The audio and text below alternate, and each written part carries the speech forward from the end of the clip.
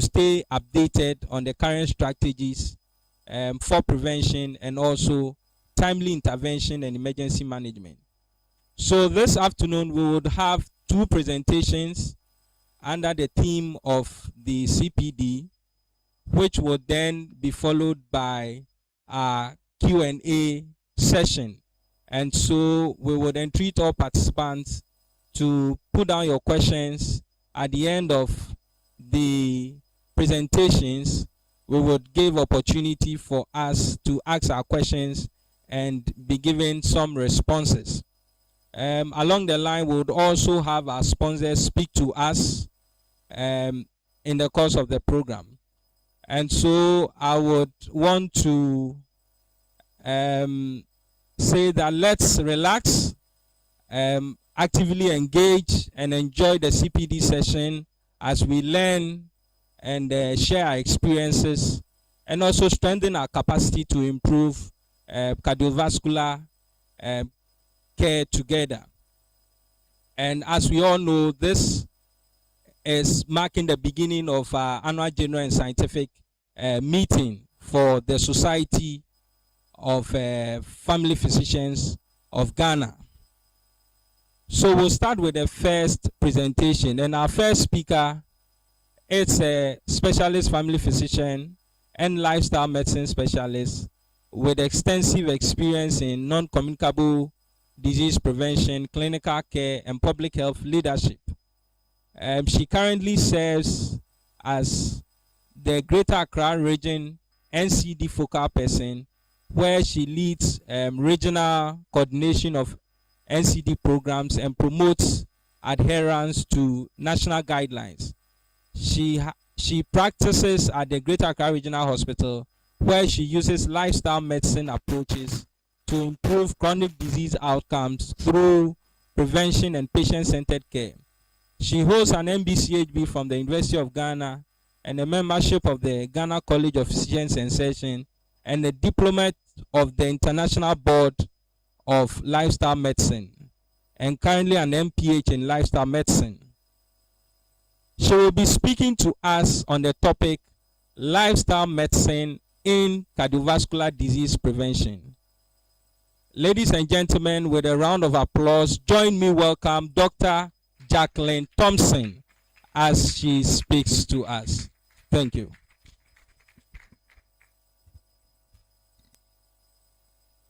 Hello.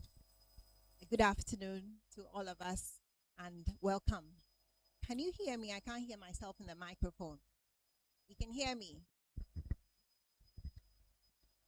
Hello. I think this is better. Okay, so as has been said, the topic for this afternoon is lifestyle medicine in cardiovascular disease prevention. So we will be looking at a few things, and the objectives for this afternoon is to define, discuss, explain, and review, as well as apply some practical strategies for counseling behavior change and implementation of lifestyle medicine principles that we'll be going through. So just to begin, we want to talk about the global epidemiology of cardiovascular disease. We'll also talk about the epidemiology of cardiovascular disease in Africa as well as Ghana.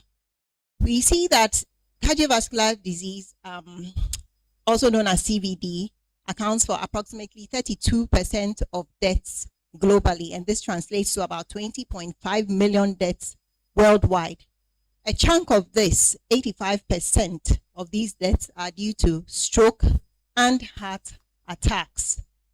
Interestingly, or should I say, as expected, because of the kind of infrastructure that we have in low to middle income countries, 75% of these deaths occur in this part of the world. So the good news is that 80 to 90% of these premature cardiovascular diseases are preventable, and this is because of lifestyle medicine being applied to prevent as well as treat these conditions. In Africa, sub-Saharan Africa, although we don't really know all the figures, we have about 1 million of the cardiovascular deaths annually. And over the past 30 to 35 years, we see that it has risen by about 50%. And then we see, as always, when we do our morbidity in our clinical meetings, that as high as 46% of this is attributed to hypertension. And then the burden of stroke is increasing gradually, and we see it mostly in our young adults. And this is quite worrisome because we see that young adults are now suffering more from these chronic conditions, and it's time that we take action and then do something about it. We are having the problem and the transition of our diet more to Western foods, and these are one of the things or the major drivers of these chronic conditions.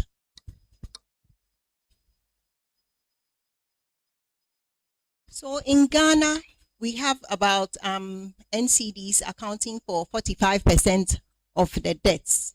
And as I mentioned before, hypertension tops the chart, okay? And then the disease prevalence of cardiovascular disease is as high as 10.3%. And we see that obesity and diabetes are contributing to the burden. And we see that the obesity is not just in adults, but we are now seeing a lot of childhood obesity. When we go to our various schools, we see that we see a lot of, should I say, nice looking, rounded children who are living well, but then they are a ticking time bomb. Okay, so these graphs just show us that cardiovascular disease is topping the charts for the global mortality burden. And then we also see that over the past 35 years, the rising CVD burden in Africa. Next slide. We see that hypertension also tops the chart. So we say lifestyle medicine. These diseases that we've talked about are also known as lifestyle-related diseases. NCDs, non-communicable diseases, are mostly related to how we live our life, okay, our behavior. And this lifestyle medicine is what we use as the primary management for these chronic conditions, in that we are basing the treatment on evidence, okay, evidence that we have. There's been a lot of trials that have been done to back this. So using therapeutic lifestyle interventions, we are able to address these chronic conditions, and in some cases even able to reverse some of the conditions. We've had quite a number of patients who have pre-diabetes or even diabetes, hypertension, etc., even cancers, having their conditions reversed or being put in remission. So lifestyle medicine focuses on preventing, treating, and even reversing these chronic conditions. Can we move on?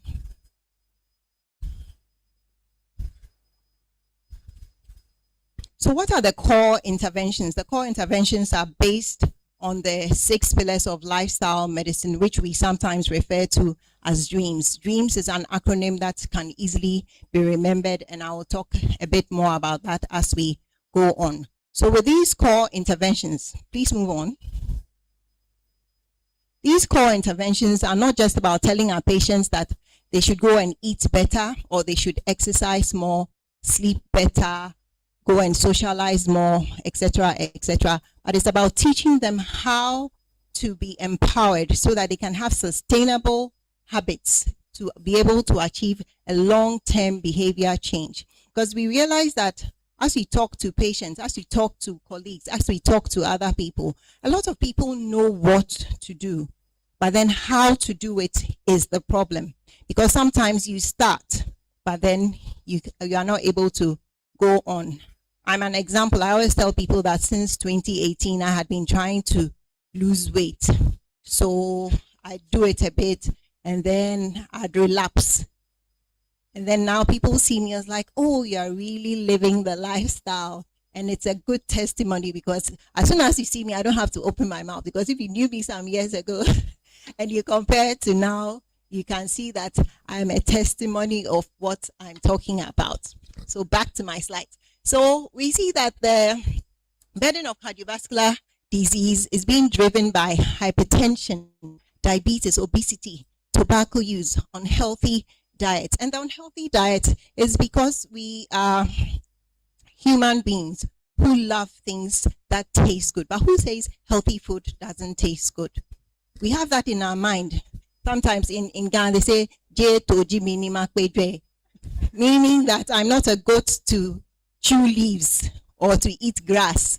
Okay, but then there are ways of preparing these healthy foods. There are ways and means of eating vegetables, legumes, nuts, fruits, and everything in a very delicious way. Okay, and then we have moved more to physical inactivity. We sit more and move less. Yesterday, I sat for about 6 hours and I was burning in my chair because I was like, I need to get up, but I needed to have something done. So, and then when we were coming over here to Western region, we had to come and get here on time. And I was sitting, I was like, I want to get up, because now I trained myself that every hour I need to stand up. So even without being prompted externally, my body tells me that I need to get up. So these are things that we have to be able to apply to our own selves as medical people or as healthcare professionals, and be able to talk to our clients about. Okay, so like I mentioned earlier on, Africa is facing this rising burden because of urbanization and then the lifestyle transitions. In the past, we used to walk to school. I remember when I was in class 1, we used to walk home. The money that's given to us to take transport, we went and used it to buy that ice cream that was on a stick. Would play in some flower pots and then walk home. Even when it was raining, we would walk home, and it was fun. But now, our children, when you tell them that you will walk to school, like, oh, no. They complain because it's abnormal for them. And it's just because of how things are going now. And it's having a negative effect on them. And then it will manifest later on in their lives. The good news is that these cardiovascular events are preventable through modification of lifestyle-related risk factors. And it's important that we emphasize them. I mean, it cannot be overemphasized. So every time we have the opportunity, we're supposed to talk about it, practice it ourselves. Okay, so what's the disease spectrum when it comes to cardiovascular disease? We have diseases that affect the vessels. Okay, we have coronary artery disease, hypertension and its complications, hypertensive heart disease. We have strokes, cerebrovascular disease. You can have cardiac failure. You can have peripheral vascular disease, arrhythmias, atrial fibrillation, etc., etc. So there are major modifiable risk factors, and most of these that we see are part of the pillars of lifestyle medicine that we talk about. We see unhealthy dietary patterns. Nutrition in the pillars of lifestyle medicine addresses that. We see poor sleep. Okay, restorative sleep in the pillars of lifestyle medicine addresses that. We see chronic stress, physical inactivity, smoking and tobacco exposure, obesity, central adiposity, diabetes mellitus. All these things are addressed by all the pillars of lifestyle medicine. So what are these pillars of lifestyle medicine that we are talking about? I mentioned that we have dreams, okay? But then let me just go through. So the D stands for diet. I'm sure quite a number of us may have heard about these dreams, but I'll just quickly go through it. So dreams, D is diet, R is relationships. E is exercise. A is avoidance of risky substances like tobacco and alcohol. And then we have M, management of stress. And then the S is sleep. And the sleep is not just about having 8 hours or 9 hours of sleep, but the sleep has to be of good quality. It has to be good quantity. And so we say that the sleep has to be restorative. So you have to sleep and then wake up and not feel like you've been beaten or your whole body hurts. Okay, can we have the next slide?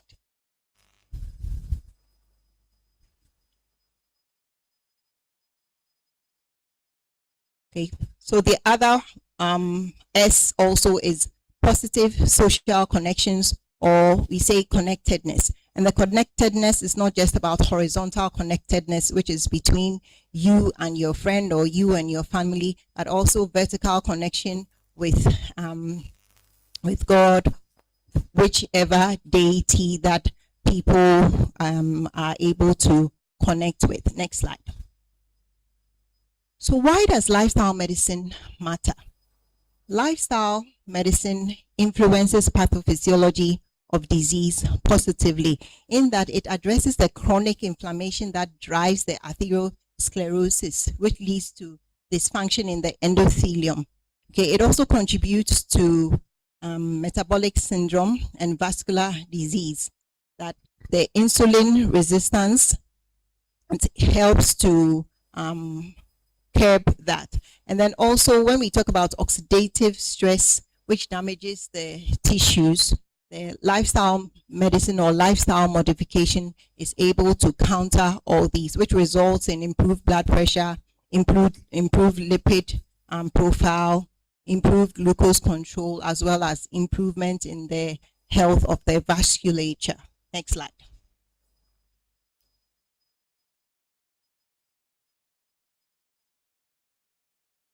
So we have different types of diet.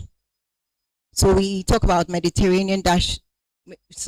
about the Mediterranean diet, and then we also have the dietary approaches to stop hypertension, which is also known as the DASH diet. And then there's also whole food plant-based diets, which have strong evidence for treating, preventing, and as well as reversing cardiovascular disease and any of the other non-communicable diseases that we talk about. And these diets usually would emphasize the fact that we need to have more fruits and vegetables. When you go around asking most of us, we find out that a lot of us are not able to eat enough vegetables. Sometimes we do better with fruits, because the fruits you can just peel and eat, or you can just take it and wash it and then eat it. But then when it comes to vegetables, that's not our way of life, so we are not used to it. When it comes to legumes and nuts, some of us have our various challenges, but these are the things that when we put together in a balanced way, we are able to get the best out of. So these diets or this nutrition also emphasizes the fact that when ultra processed foods, okay, and trans fats and excess sodium is reduced, then you get the benefits. Sometimes we say that we are eating a lot of processed foods. And when you say processed foods, when you cook food, it becomes processed. When you cut food, it becomes processed. When you freeze food, it's processed. So does it mean that we shouldn't eat these things? No, that's not it. The ultra processed food means that when you look at it, you can't identify what it's coming from. Like this morning, because I was on the road, I had to eat cornflakes. So the cornflakes, when I look at it, does it look like corn? No. So I had ultra processed food for breakfast today, but that's not what I was supposed to eat. Okay. So sometimes these things are, we do it once in a while because of one reason or the other. But when you are eating it, you should know that you are eating ultra processed food. Okay. But we tend to go in for these things because it's convenient, it's fast. But then these things are the things that are driving disease in our bodies, and we need to be able to find better alternatives. So we emphasize the fact that dietary patterns are more important than just the single nutrients, because there are some of the how should I say it? The fat diets that talk about reduce your carbohydrate, eat more protein, eat more fats, etc. And then it deprives you of some of the important nutrients that you're supposed to have. So we say that you're supposed to have all the various nutrients in the right amounts and in the right quantity so that you are able to benefit from it, rather than just focusing on the fact that I have to reduce my carbohydrates or I have to stop eating just sugar, etc., etc. So I mentioned the DASH diet, and this is a diet that is rich in fruits and vegetables, low-fat dairy, and then whole grains as well. And then it also says that sodium should be limited. So ideally, patients should have about less than a teaspoon of salt in their diet. Okay. Also talks about reduction of sugary beverages and then eating of fats, and it also emphasizes intake of healthy fats. So with this DASH diet, there's strong evidence that it has resulted in reduction of blood pressure, and also it helps to reduce the number of pills that patients with hypertension need to take. There have even been instances where patients have been put on a DASH diet or a Mediterranean diet or a whole food plant-based diet, and some of them have not had to swallow a pill in their lives. I know of one doctor colleague who mentioned the fact that a few years ago she had a systolic blood pressure of 220, and then her diastolic was about 130. But then she had to be started on medication because her blood pressure was too high. And then she started the lifestyle modification, which she did very intensively. So after about 3 years, her BPs have become well controlled. And from 2023 up till now, she has not had to take any medication. So lifestyle medicine works. I've personally also have had patients who are either in the pre-hypertension phase or they have hypertension who have done only lifestyle or have done a combination and have really achieved very good results. Okay, so the Mediterranean diet also emphasizes olive oil, and then it also emphasizes fish, which is a rich source of omega-3, which is also very helpful when it comes to managing cardiovascular disease. My son told me that when he told his friends that fish is good because it's good for your heart, they told him that he's lying. And I said that, well, your mother does lifestyle medicine and you know all the things, so don't listen to them. We have the evidence. So if they don't want to follow it, you leave them. They always come back complaining to me, Mommy, my friends ate 4 sausages, 6 sausages. Hey, and they are worried for their friends. Yeah. So this is something that is, very dear, and it's something that we need to really address when it comes to what we give our children to eat. Okay. So the Mediterranean diet, we find out that it's associated with reduction in the incidence of myocardial infarction and stroke, and then thereby the mortality from these conditions is reduced. It also helps to improve the lipid profile as well as inflammatory markers. Okay, so there are quite a number of randomized controlled trials that back this, and we'll go through a few of these studies as we go on. Next slide. So same for the whole food plant-based nutrition. It emphasizes high fiber, and this reduces lipid levels, insulin resistance, obesity, etc., etc. Next slide. So what do we do when we have to do practical nutrition counseling? When a patient comes and has been diagnosed with hypertension, either newly diagnosed or previously diagnosed, and then I ask, have you gone to see a dietitian? They either say yes or no. So for those who have gone to see a dietitian, I find out what exactly they were told. Sometimes they tell me what I want to hear. Other times they tell me things I don't want to hear at all. So looking at this slide, We say we have to encourage gradual dietary change rather than perfection. So you can't suddenly tell me that if you are eating cornflakes for breakfast, stop it. Don't drink full fat milk.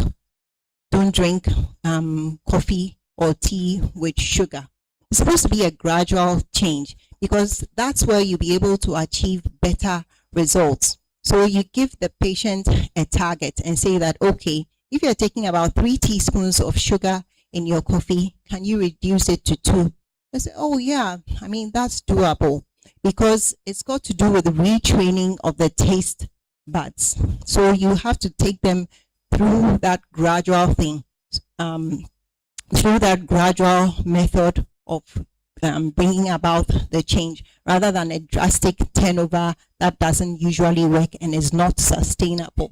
So in doing this, you're supposed to use plate models, and we have different plate models. We have the My Plate, and then for Africa, we have the Nigerians have their Niger plate, and they say we can have a Ghanaian version of it. So I shall be sharing that to those of us who are interested in that. Okay, and then it's also important to have them have a meal plan to follow. Because if you have a meal plan, because if you tell a patient that go and eat more fruits, go and eat more vegetables, do this, do that, but then on Monday, okay, how many fruits and vegetables should I eat? Am I eating 10? Am I eating 2? Am I eating 5 or what? So when you have a meal plan, maybe a 7-day meal plan, 14-day meal plan, whatever it is that the patient can have, the patient should have that from the dietitian or from the trained lifestyle medicine physician who can help with that. They're also supposed to promote local healthy foods and culturally appropriate diet. So people don't like eba and egusi or eba with kontomire. And then you tell me that, oh, when you're eating your food, you need to have eba because gari has more fiber.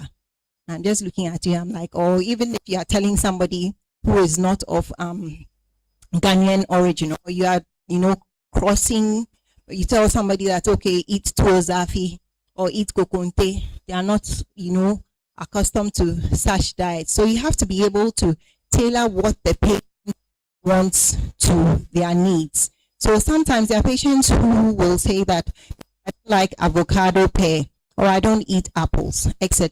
You add that to the meal plan that you are advising them to have. And then one other thing too that we don't know is reading labels. And that's one thing that we should be able to know ourselves so that we can teach our patients. And then sometimes they tell you that eating healthy is expensive. When I get my kinky and fish and pepper, that's what I can afford. But then when you talk to them about the importance of eating a meal that is balanced, you tell them that, oh, instead of eating 2 balls of kinky, this is what you can do. You can add a few vegetables, you can do this and do that. They understand the concept and then they are able to follow it. Sometimes some of them will not be able to afford it at all, but then there should be a way that we can find to help them, that even if they can't do it every day, maybe some days in the week, etc. There are ways of solving these challenges as we encounter them. Next slide.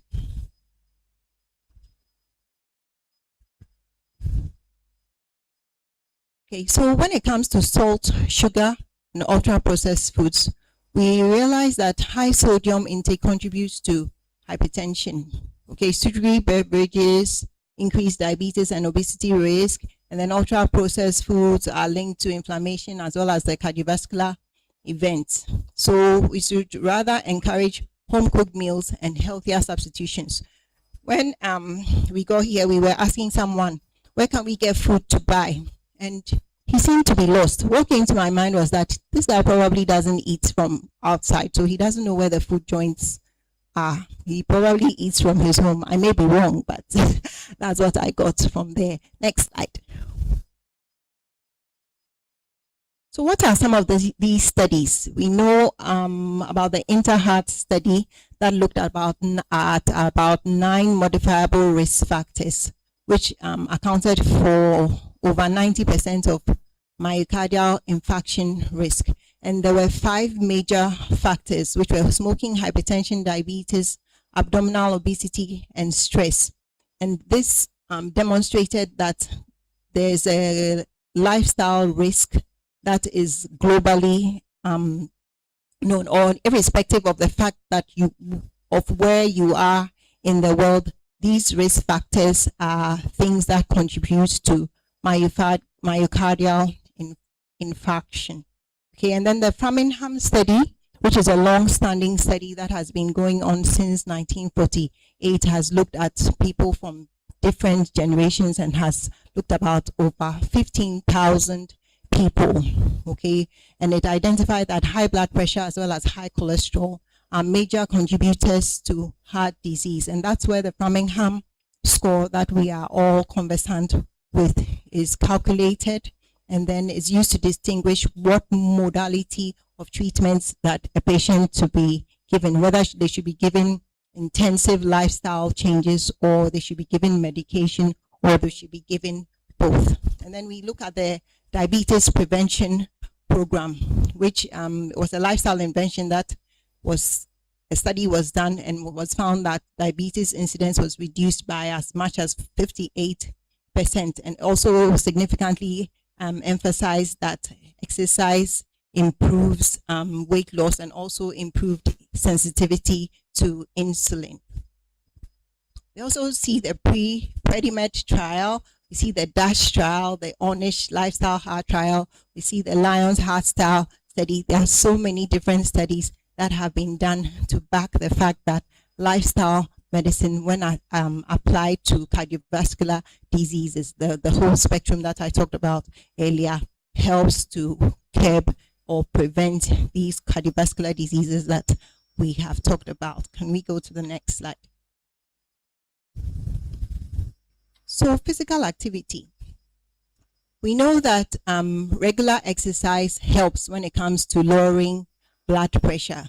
So when it comes to advising patients on physical activity, we need to be specific. We need to be able to tell them the kind of exercise they should do, the frequency, the intensity, the type, okay, and then the interval of exercise that they should have. We're also supposed to be able to emphasize that being sedentary, it can be fatal. Okay, next slide.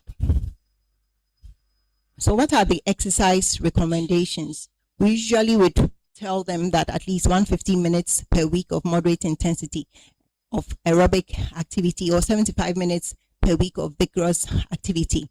But these that we say are not, how should I put it, treatment, or we should be able to tailor it to the patient.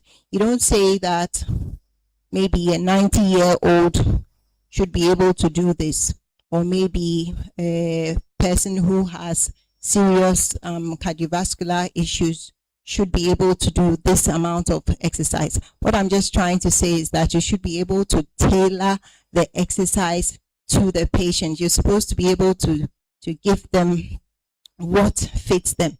It's not that just when anybody comes in, this is the mantra that we recite for them, go and do this.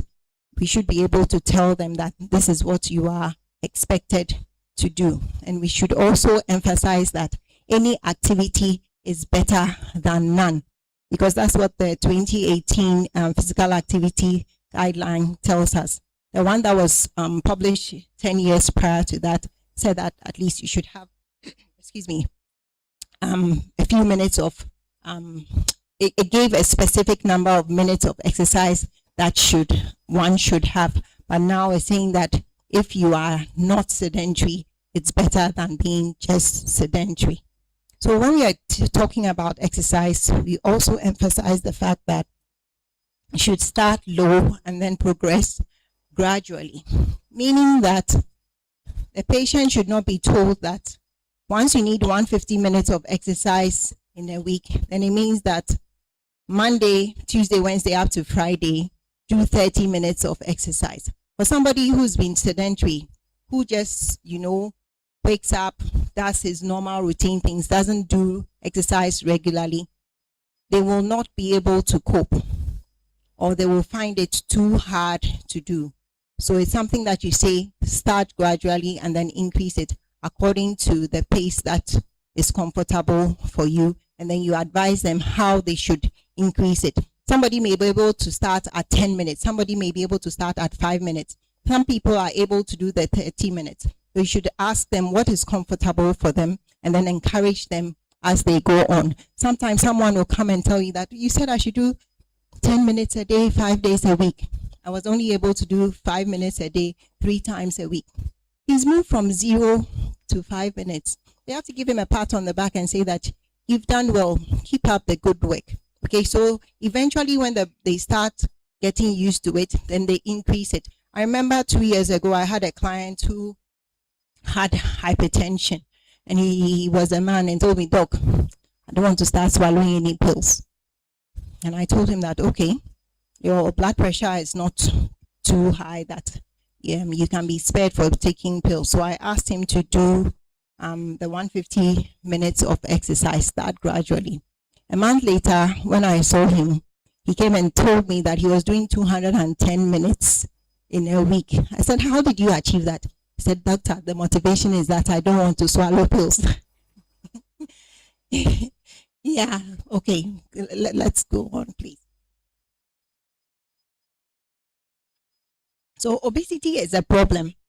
And this is one thing that we really need to address because it's a major driver of the major contributors of cardiovascular disease. That's the hypertension, diabetes, and then the dyslipidemia. So when we are managing our patients, we're supposed to know what their waist circumference is because it's a very important marker of cardiometabolic risk. Okay, so like I said earlier on, sustainable lifestyle change is superior to crash dieting. Sustainable lifestyle change is superior to crash dieting.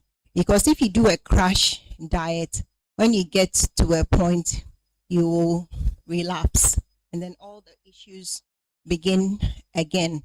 So it's better to start slow, do it gradually, be able to maintain it until you get to the maintenance level. So it's important that, we do the behavior change. You're supposed to find out what level of change the patient or the client is at.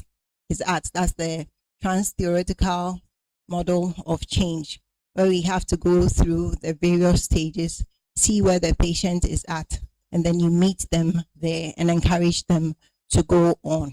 So it's important that we combine nutrition interventions and exercise interventions to be able to achieve the best results.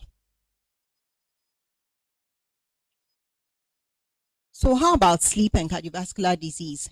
You know that sometimes our patients come, Doctor, and then also me beep in a was manda. The patients, they know that when they don't sleep well, it affects their sleep.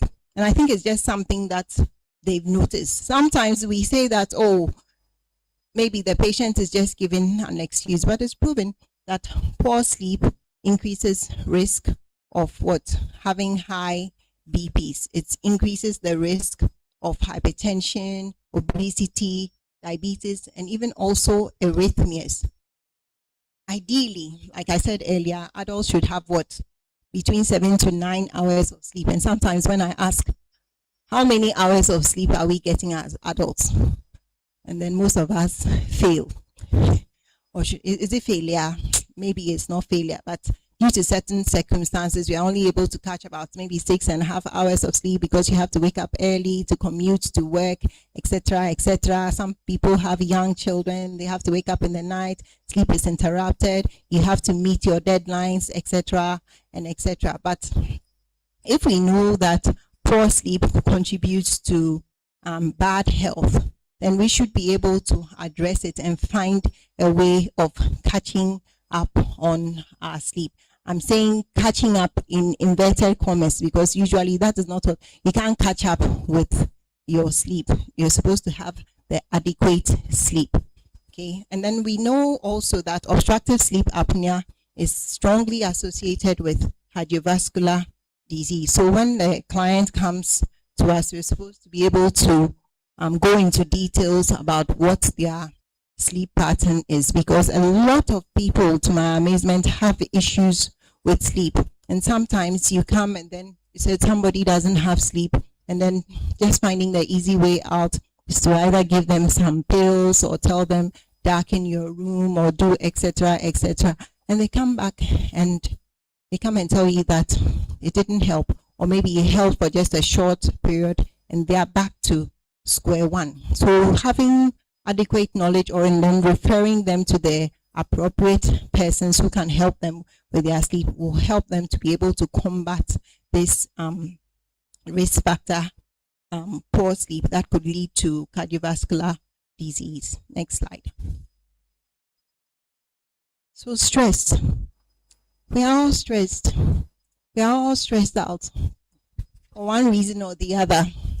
Okay, so chronic stress is something that will activate the sympathetic and inflammatory pathways. And we know that chronic inflammation is what also drives these non-communicable diseases, especially these cardiovascular diseases that we are talking about today. And we see that it's associated with hypertension, arrhythmias, and then unhealthy coping behaviors as well. So we should be able to know and teach our patients about how to relax, okay? Maybe probably using breathing exercises, mindfulness, etc., and then help them to be able to counter their chronic stress. Some people tell you that their coping mechanism is that when I go home, no, I'm not doing any work. So when I close from work after 5 p.m., that is it. Someone tells me that when I go home and I'm with my family, we talk, we laugh, we joke, or I watch TV or do things that will help me to relax. So people have different coping mechanisms that help them to be able to deal with chronic stress. Then also psychological support will also improve adherence and then the quality of life, in order for our patients to avoid these cardiovascular diseases that we are talking about. And then we talked about risky substances. Tobacco, a major preventable cause of cardiovascular disease. We are seeing that tobacco use is increasing, especially in our young adults. In the universities now, we are hearing that they are using all sorts of, how should I say it?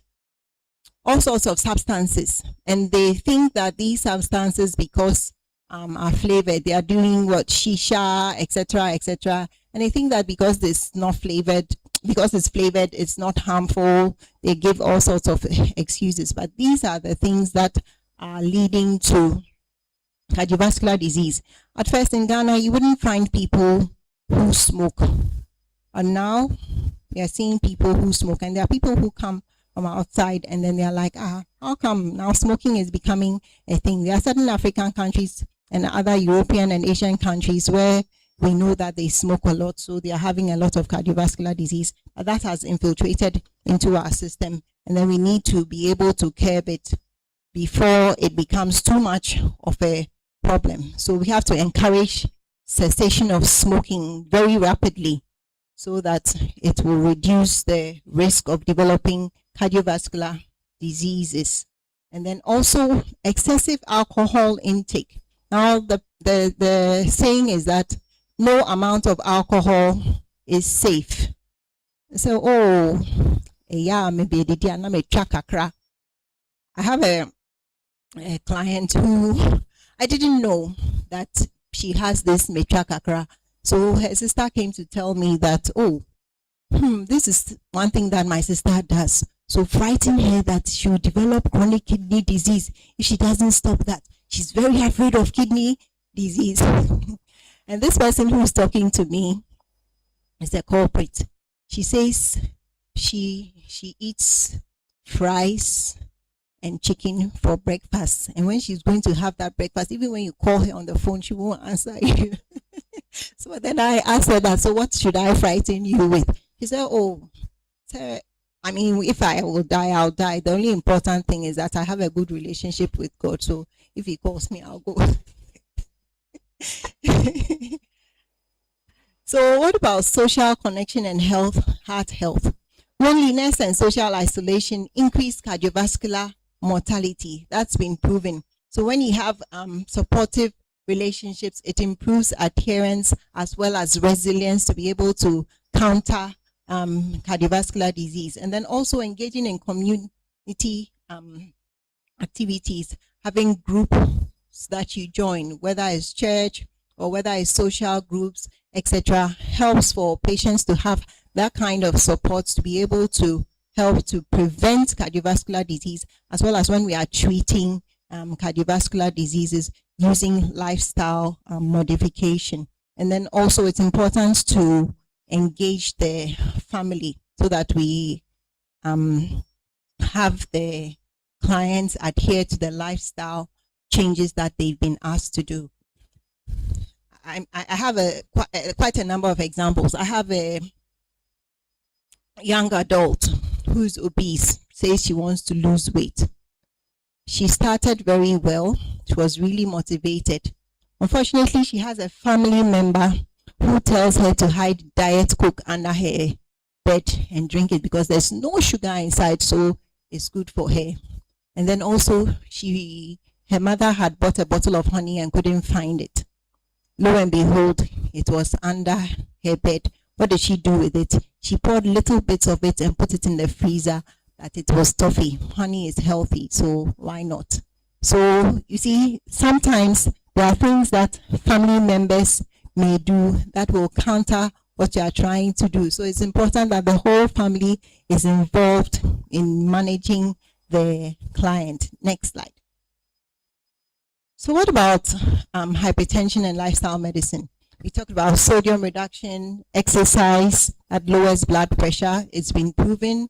And then stress reduction and improved sleep also help to improve the blood pressure. And then in the first line therapy for managing hypertension as well as diabetes, lifestyle modification is encouraged because that is even in the guidelines that are being worked on for us to use here in Ghana. Some of us are aware of it, others are not aware of it. So sometimes you find out that patients who come with BPs that you can use lifestyle modification or lifestyle medicine to manage are on maybe 10 milligrams of amlodipine already, and it's crashing their BPs, etc., etc. So we need to know that lifestyle modification can be used as first-line therapy in quite a lot of patients. And the lifestyle therapy in combination with medication reduces the pill burden. So it's important that we know that lifestyle medicine can be used. Lifestyle medicine is very important in managing these lifestyle related diseases. Can we go on to the next slide? So what about when it comes to dyslipidemia? The high fiber content in plant based foods helps to improve the LDL cholesterol. It also raises the good cholesterol HDL and also lowers the triglycerides. It helps to reduce weight and also improves the lipid profile. Even for patients who have non-alcoholic fatty liver disease, also lifestyle has been found to improve that. And this goes a long way to help patients in either managing or preventing these cardiovascular diseases.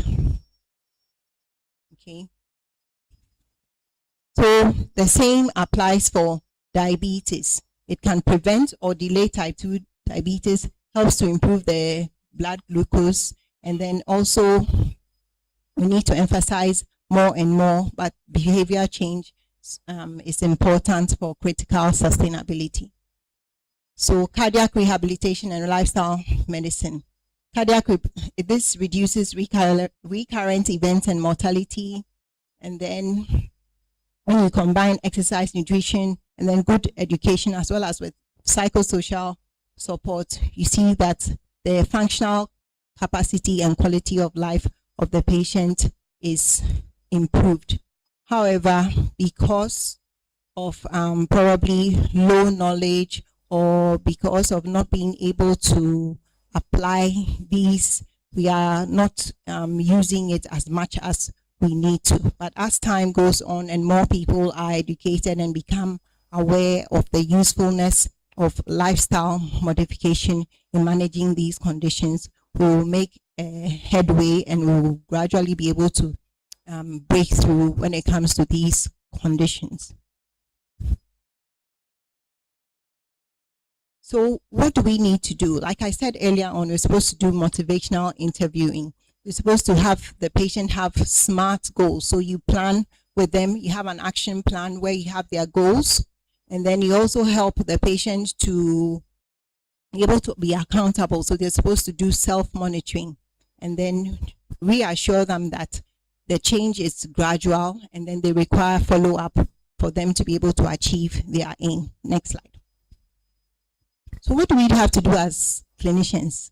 We're supposed to be able to model what we teach, because sometimes the patients come in. I once had a patient who said that she was told to go and see a dietitian, and when she walked in, the dietitian that she saw discouraged her, and she never went back again. So we should be able to,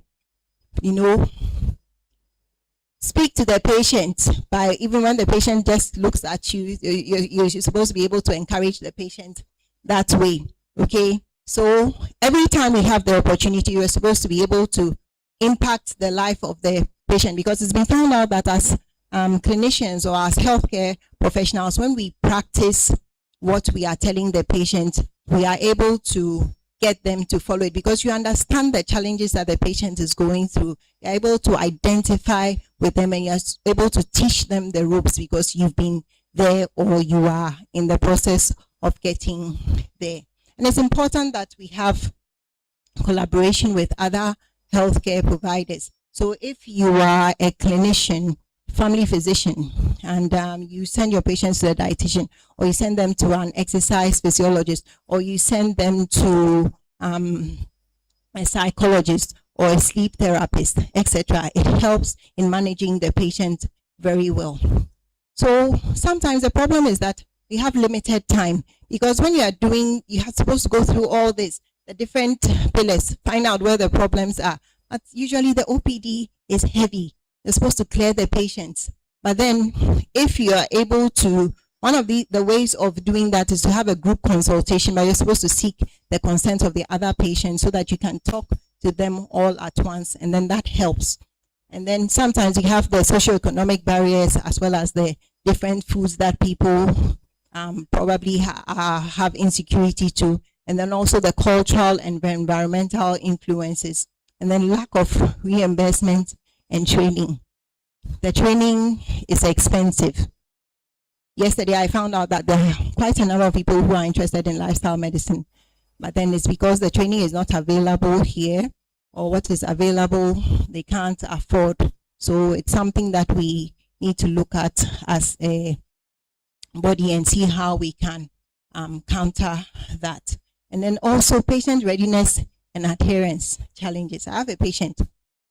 She told me, Doc, I said, now catch me last though. She's like, she's been trying. And when I send her a message or I try to follow up, she doesn't respond to me. And then later on she'll come and say, Doc, I'll do it. But then she hasn't been able to, but she's she's one of a few people, but I just keep encouraging her that she should just take little steps at a time, because she has various challenges. I tell her that let's do one at a time. Okay, so what are the opportunities that we have in Ghana? We have very good, and a very good and rich diet. We have legumes, vegetables, etc. And sometimes people tell you that, oh, because of galamsey, because of this, because of that. And someone said that the water we use, that. So I told them that the air we breathe is contaminated. The water we drink is contaminated. Wherever is this thing. So whatever excuse that you give, you can give all the excuses, but then look at the benefits and then see what you will be able to gain from that. So we are supposed to do community health education on all the various platforms that are available to us, have mobile and telemedicine opportunities, and also do wellness at workplaces. Yeah, so let's move on. Okay, so I think this will be my last slide. When we are managing the patients, what do? We're supposed to monitor their BP, weight, waist circumference, check their lipids, assess their adherence to both the physical activity and then the diet, and then use validated cardiovascular risk calculators. So we'll be able to monitor what is going on, and then also be able to monitor the quality of life as well as their functional status. Okay, can we have the next slide and then next? Okay, so what do we need to use? Digital health tools to be able to help them to monitor, and then community-based preventive programs, and then as well as integrate lifestyle medicine into medical education. So right from medical school, we introduce lifestyle medicine. So that brings me to the end of my presentation, and thank you very much for your attention.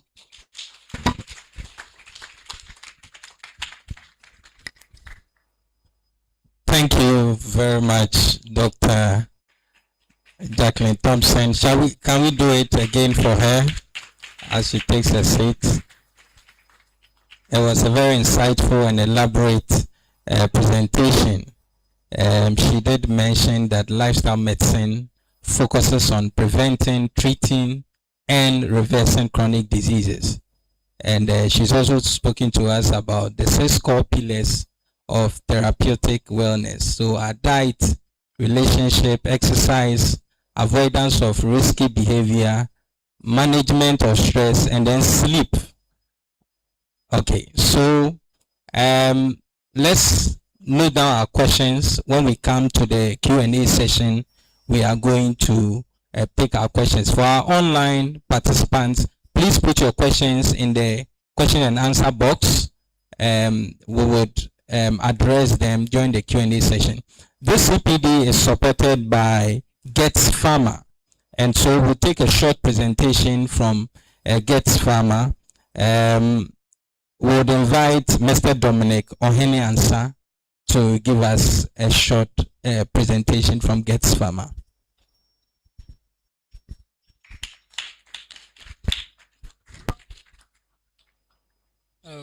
Hello. Good afternoon. Good afternoon. Can you hear me? Yes, please. Please there. Hello. Yeah. So while we wait for the projection, I'm Dominic Ohene-Ansa, a pharmacist, and I'm the territory manager for Getz Pharma in Takoradi.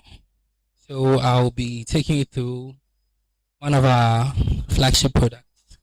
Can you hear me, please? One of our flagship products, and so I'll tell you a little bit about. So we've named it Beyond Glycemic Control, and I'll tell you a little bit about Getz Pharma. So please, the next slide. So Getz Pharma is a subsidiary of the Getz Group, which is an American company, and we are one of the few company with a manufacturing facility which has pre-qualification and approved by the WHO and then member countries of the Pharmaceutical Inspection Cooperation Scheme. We have the Astola plant, which is one of our biggest production plants, and it's the only plant in South Asia that has the LEED, Platinum LED certification from the American jurisdiction. And we got that certification as part of the companies that actually adhere to energy and clean energy and an environmental design. And then we also cater for healthcare in men, women, and children globally, and ensure quality and safe, affordable medicine is made accessible to all. So today I'll be talking to you about MPGET. MPGET, we have 3 SKUs. There's the MPGET plain, there's MPGET M, and then the MPGET LT. That is not projected here, but one of the SKUs. The MPGET LT combines enagliptin with empagliflozin. And then So for how MPGET works, hello, next slide. Okay, so MPGET contains empagliflozin. So this is the mechanism of empagliflozin. So what normally during filtration, glomerular filtration, the kidney filters out sugar, and then the sugar will normally pass through the urine out of the system. But then there are two receptors, the SGLT2 and SGLT1, that actually is able to reabsorb the sugar into the blood. The SGLT2 actually takes care of 90% of the reabsorption, and then the SGLT1 takes care of just about 10%. Empagliflozin is a medicine that's able to sit on the receptor SGLT2 and prevent it from doing its work. So what happens is that when it sits on it, it prevents the sugar from being reabsorbed into circulation, and therefore it passes out of the urine. And by doing that, it's able to help us establish some good endpoints that we need for the patient. So please, the next slide. So yes, so this is just to give you how normally it happens. The next slide, please. So by what it does in the system, it's able to reduce HbA1c values by 0.7. It's able to reduce weight by 0.8. And then it's systolic pressure and then diastolic pressure 4.5 and then 2 respectively. Please, the next slide. So how did we come to this conclusion? We came to this conclusion by the EMPA-REG outcome, which was a study that was done. Please, the next slide. Next slide. Which is a study that was done in 515 sites in across 42 countries. The places that participated were Asia, North America. There was also New Zealand, Latin America, Europe, and then Africa. And the patient that actually took part in this study was about 7,000 patients and across the 42 countries. And the objective that was being measured was the long-term effect of empagliflozin against placebo when it comes to, on top of standard of care, when it comes to preventing CV morbidity and mortality in patients with type 2 diabetes and then established cardiovascular diseases. This is the next slide. So this is just to give you an overview of what was actually done. The study populations across the placebo group, and then the people put an empagliflozin 10 milligram and then 25 milligram.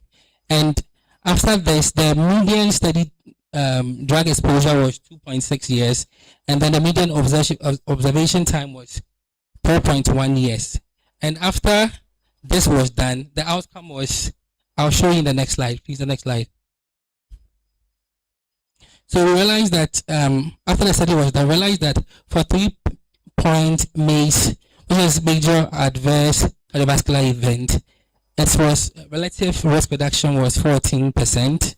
In CV, the relative risk reduction was 38%. Hospitalization by heart failure, relative risk reduction was 35%, and all-cause mortality was 32%.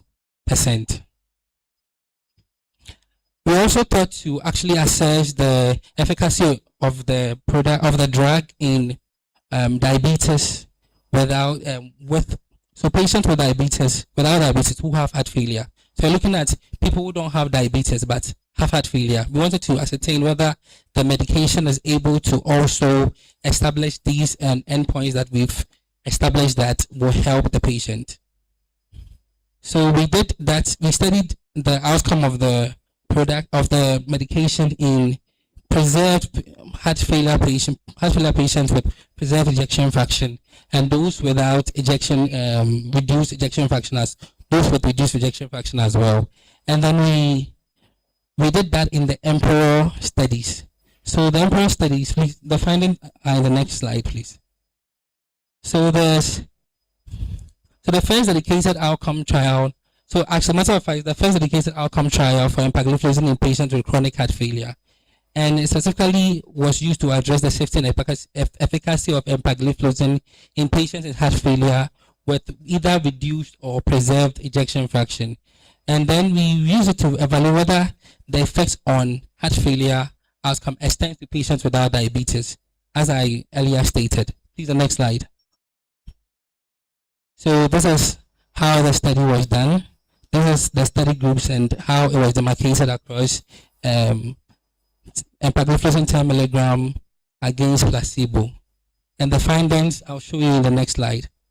So we realized that in the findings, the SGLT2 inhibition with empagliflozin is effective in heart failure with a reduced ejection fraction for patients with diabetes or without diabetes. So the primary endpoint, we're looking at whether it's able to reduce the risk of cardiovascular death or heart failure hospitalization. That was the first primary endpoint. And then the secondary endpoint, we were looking at total first and recurrent heart failure hospitalization. And realized that for the primary endpoint, there was 25 risk reduction. For the first secondary endpoint, there was 30% reduction. And there was a second secondary endpoint, which was looking at the effects of the drug in improving glomerular filtration rate over time. We realized that there was 50% reduction in risk. This is the next slide.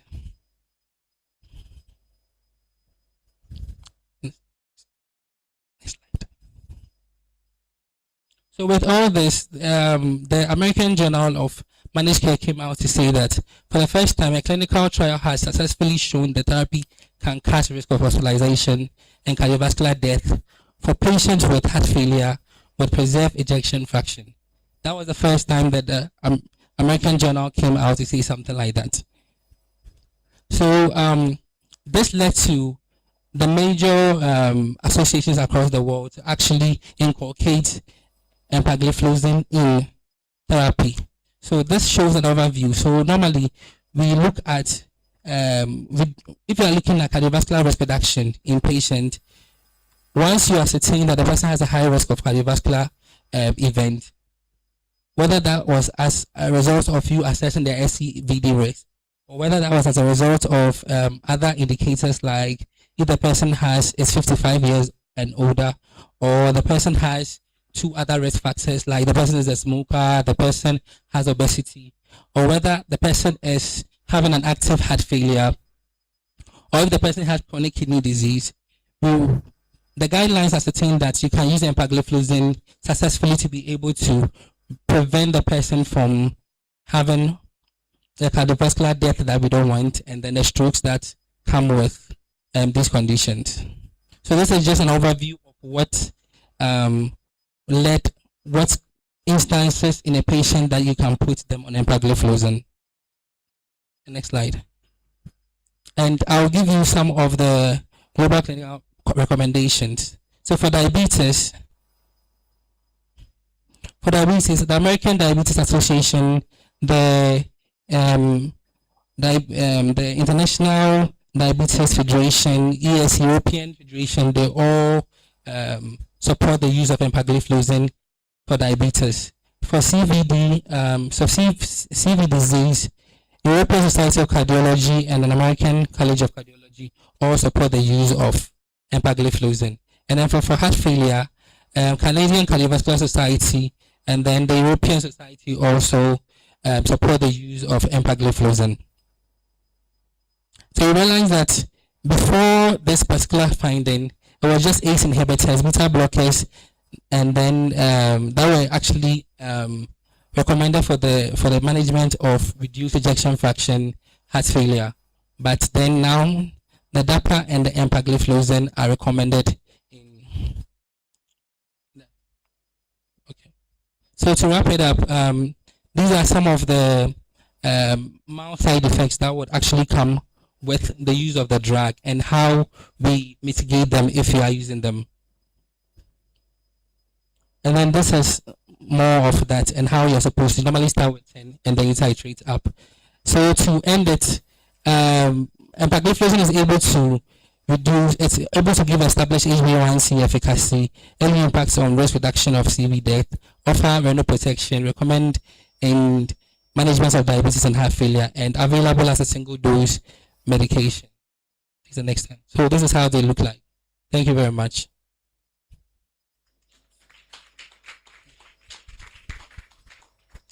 Thank you very much, Mr. Dominic Ohene Ansa, and thank you, Getz Farmer. So we'll move straight to our next presentation. And our next speaker is a distinguished consultant cardiologist and a medical superintendent at the Takoradi Government Hospital with extensive experience in the diagnosis and management of cardiovascular diseases. He is a fellow of the West African College of Physicians in Cardiology and holds a Master of Science in Preventive Cardiovascular Medicine from the University of South Wales. With over a decade of clinical experience spanning internal medicine and cardiology, his expertise includes the management of acute and chronic cardiac conditions, electrocardiography, echocardiography, stress testing, and cardiovascular risk prevention and treatment. He is passionate about improving cardiovascular outcomes through timely intervention and evidence-based care. He brings rich clinical insights to today's topic, which is updates in the acute management of cardiovascular emergencies in primary care, focusing on myocardial infarction and heart failure. Please join me. Let's warmly welcome Dr. George Pepra.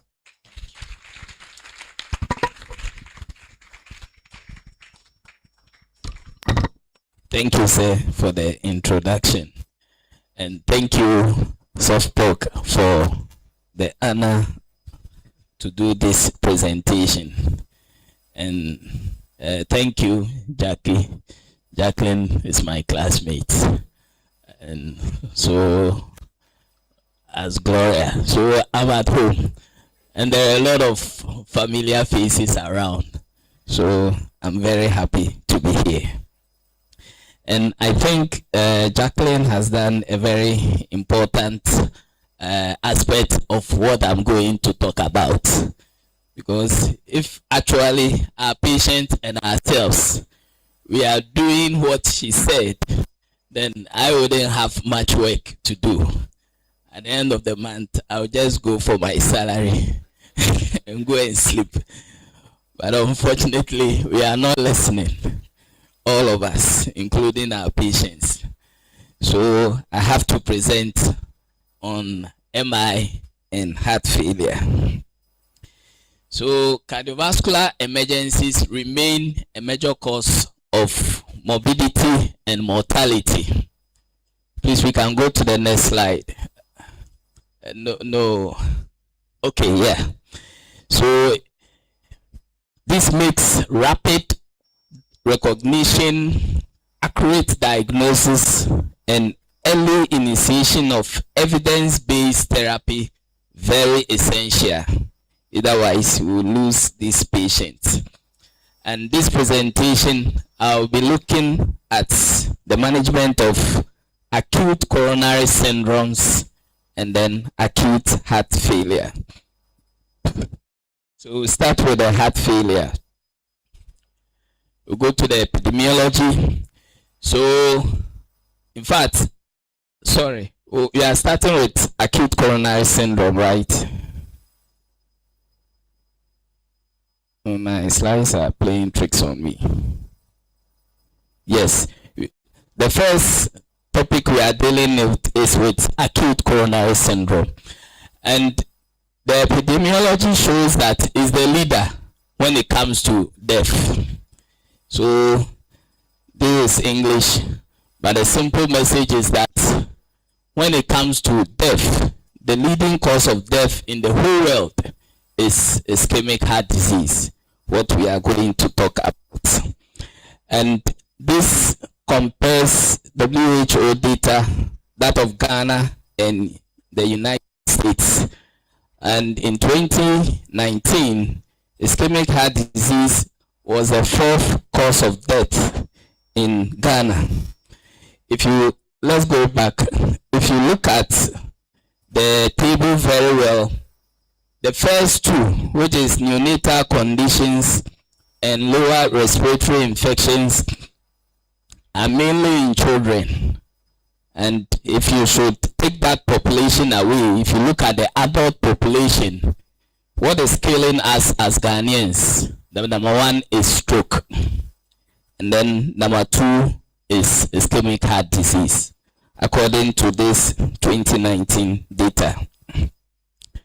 So it makes it very important that we know about ischemic heart disease and then manage them appropriately. So we'll go to the definition. So ischemic heart disease basically means there is reduced blood flow. Typically, it's result from atherosclerosis. So ischemia simply means there is reduced flow. That is, the tissues suffer hypoxia. They do not get enough oxygen because of reduced blood flow to the cardiac muscle. And then we look at what caused this reduced blood flow. And the common cause is what we call the plaque or the atheroma. And the plaque, there are two main types. We have the stable one and then the unstable one. The stable plaque typically will lead to chronic coronary syndrome, the one we typically call stable angina. So what happens is that you get cholesterol built up in the arterial wall gradually, and because it has time, the top lining, which is the fibrous cap, it keep growing and then it become thick. And because this fibrous cap is thick, it does not break easily. So what happens in chronic coronary syndrome is that this plaque continue to grow and narrow the artery with time. And then we come to the unstable plaque. And if you look at the unstable plaque, you can see that the brown portion, which is the fibrous cap, is very thin. And because it is so thin, it makes it easy for it to rupture or for it to break. And in acute coronary syndrome, basically that is what happens. Maybe there are certain triggers, inflammation, excitement, a lot of other triggers. When those things happen, the fibrous cap, which is thin in the unstable plaque, can easily rupture. And once it ruptures, all this thrombogenic material, which is within the plaque, is exposed into blood. And once that happens, the process of clot formation begins. And if it is severe enough, it can occlude the whole coronary artery. So how does the plaque come about? I mean, it comes about as a result of all that Jacqueline spoke about. So if you look on the next slide, if you look on the left, if I stand this way, the left side of the screen, you see behavioral risk factors: tobacco use, physical inactivity, unhealthy diet, everything we've spoken about in the first session is going to lead to the build-up of plaque in the arteries, not only the coronary arteries, but in every artery in the body. And the coronary artery is being used here. So right from the first decade of life, there is what we call the fatty streak. So Jacqueline's children are eating fish. If you are giving sausages to your children, you are building up this fatty streak. And it starts right from childhood. And in fact, certain studies actually even says that right from the womb. That one we can't be sure, because unless maybe aborted fetuses, they may take their coronaries study them and see if there are particles there.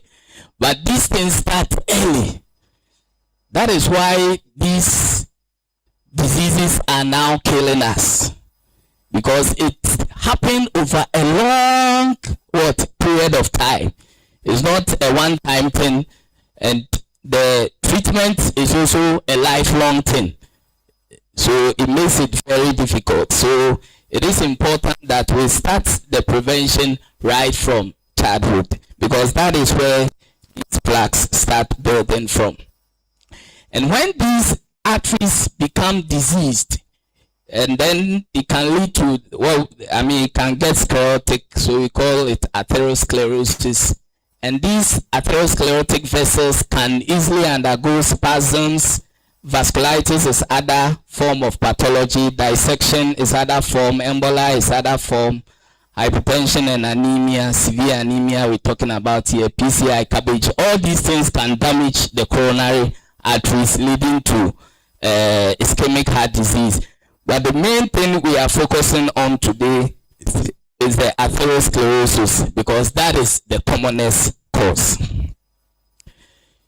So once atherosclerosis is formed, the coronary arteries are primed for havoc. If by God's grace it does not rupture in the unstable state, and then it continues to grow gradually and it becomes stable, usually it just leads to chronic ischemic heart disease. With exertion, some pain will come, the person will rest, the pain will go away. But if the plaque is unstable and at that level some trigger causes it to rupture, what is going to happen is that you are going to form a clot on top of that plaque. And we know how clot forms. Once there is a breakage, platelets is moving in the bloodstream, it will identify that there are foreign materials. It tries to stop it, so platelet will begin to aggregate at the site of the rupture. The platelet, once they aggregate, they attach to each other, is going to now release chemicals, and these chemicals are going to activate the coagulation factors. We have the intrinsic and extrinsic factors. This one is going to be actually both, because you have debris which are going to activate the extrinsic factors, and then the intrinsic factors, because there is a breakage, is also going to be activated. And then the final result of the coagulation cascade is the formation of fibrin. And fibrin, you can imagine it as a wire mesh that comes to put all the platelets that has aggregated together. And once that mesh forms, it begins to form cross linkages. And the cross linkages, they are covalent bonds. And that is what makes the clot mature. And once it becomes mature, it is not easy to dissolve. So this ACS we are talking about, this is the main pathophysiology. And this is what we target when we are going to treat the patient. The first point is the platelet aggregation. So once the person has pain, we understand why the person should go for aspirin quickly.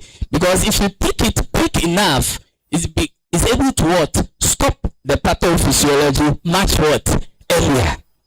But if it's given later, it might have moved on from the platelet aggregation phase to now activated the coagulation factors, and aspirin alone may not be enough. You may need to add on more. So when they come in the emergency room, we'll definitely give them 2 antiplatelets once we're thinking they're having ACS, because we want to stop this platelet aggregation. And this platelet aggregation is activating the coagulation factors. So we want to block them as well. So in ACS management, we give all of them anticoagulants. So you're giving them heparin, unfractionated heparin, or the fractionated ones, the low molecular weight heparins. You give it to them so that you can prevent the clot from growing and then becoming mature. Unfortunately, when it becomes mature, most of the platelets, antiplatelet, and the anticoagulant may not be enough.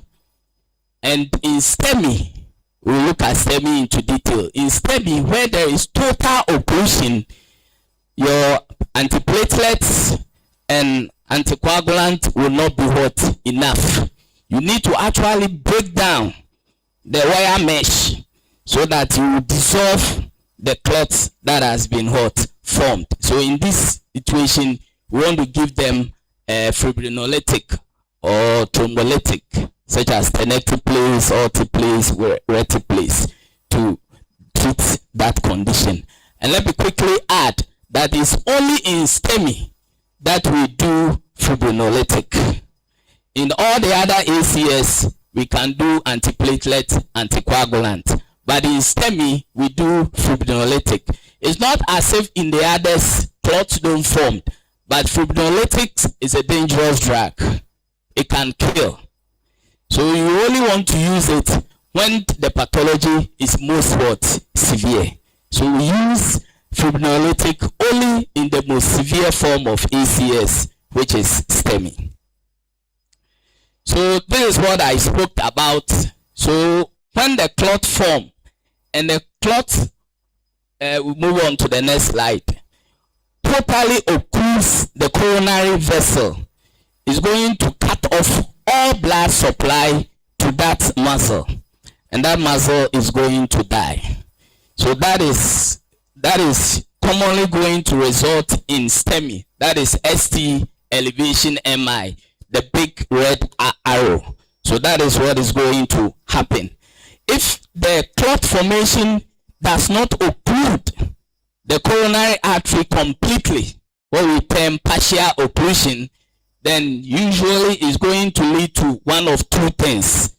The ones we call non-ST segment elevation myocardial, non-ST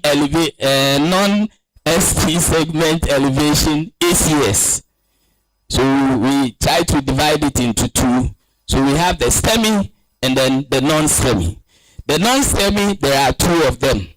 The most severe of the non-STEMI is the N-STEMI, the non-ST segment myocardial infarction.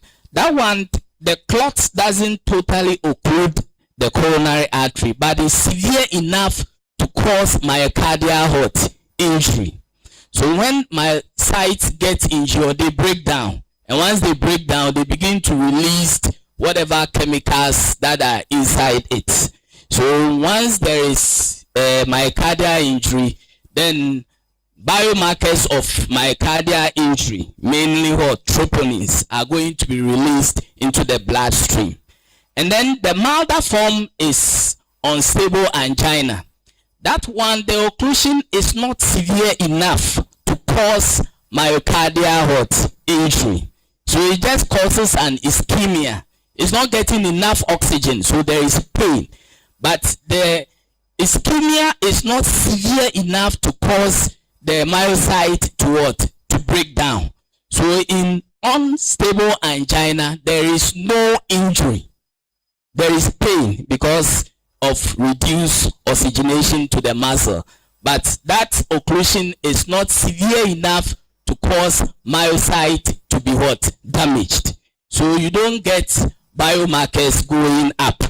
So unstable angina, the only thing that is going to happen is that there's going to be pain, but there's not going to be any elevation in the troponin markers that we do. But in N-STEMI, there is going to be elevation in troponin. So those biomarkers of injury is the main dividing line between unstable and N-STEMI. For STEMI, the diagnosis is the ECG. Once the patient comes with pain and you do your ECG, which should be done in the first 10 minutes, and there is ST segment elevation, is STEMI. You have to presume that biomarkers are elevated. Because if you are going to wait to do it, the patient might be dead before those biomarkers will come. Sometimes if you catch them very early and you do your ECG, you see the ST segment elevation, your first biomarkers may come negative. It may come negative because the injury, you caught it very early. So it has not concentrated enough in the blood for you to pick a positive test. But the assays that we have now, which is the high sensitive troponin test, they are very sensitive, as their name suggests. So in small elevations, they are able to detect. In fact, as early as 1 hour, is able to see that troponins are going up. So in ACS evaluation, we are going to look at 3 main things: the chest pain, the ECG, and then the biomarkers. So chest pain is very important when it comes to ACS, and that's the main thing that is going to help us to make the diagnosis. And chest pain has a lot of causes. Because of time, when you get a slice, you can go through the other differentials of chest pain. And then when it comes to angina, it may be acute or chronic. Chronic angina is predictable. So that one, the patient is able to tell that when I walk 2 blocks, my pain come.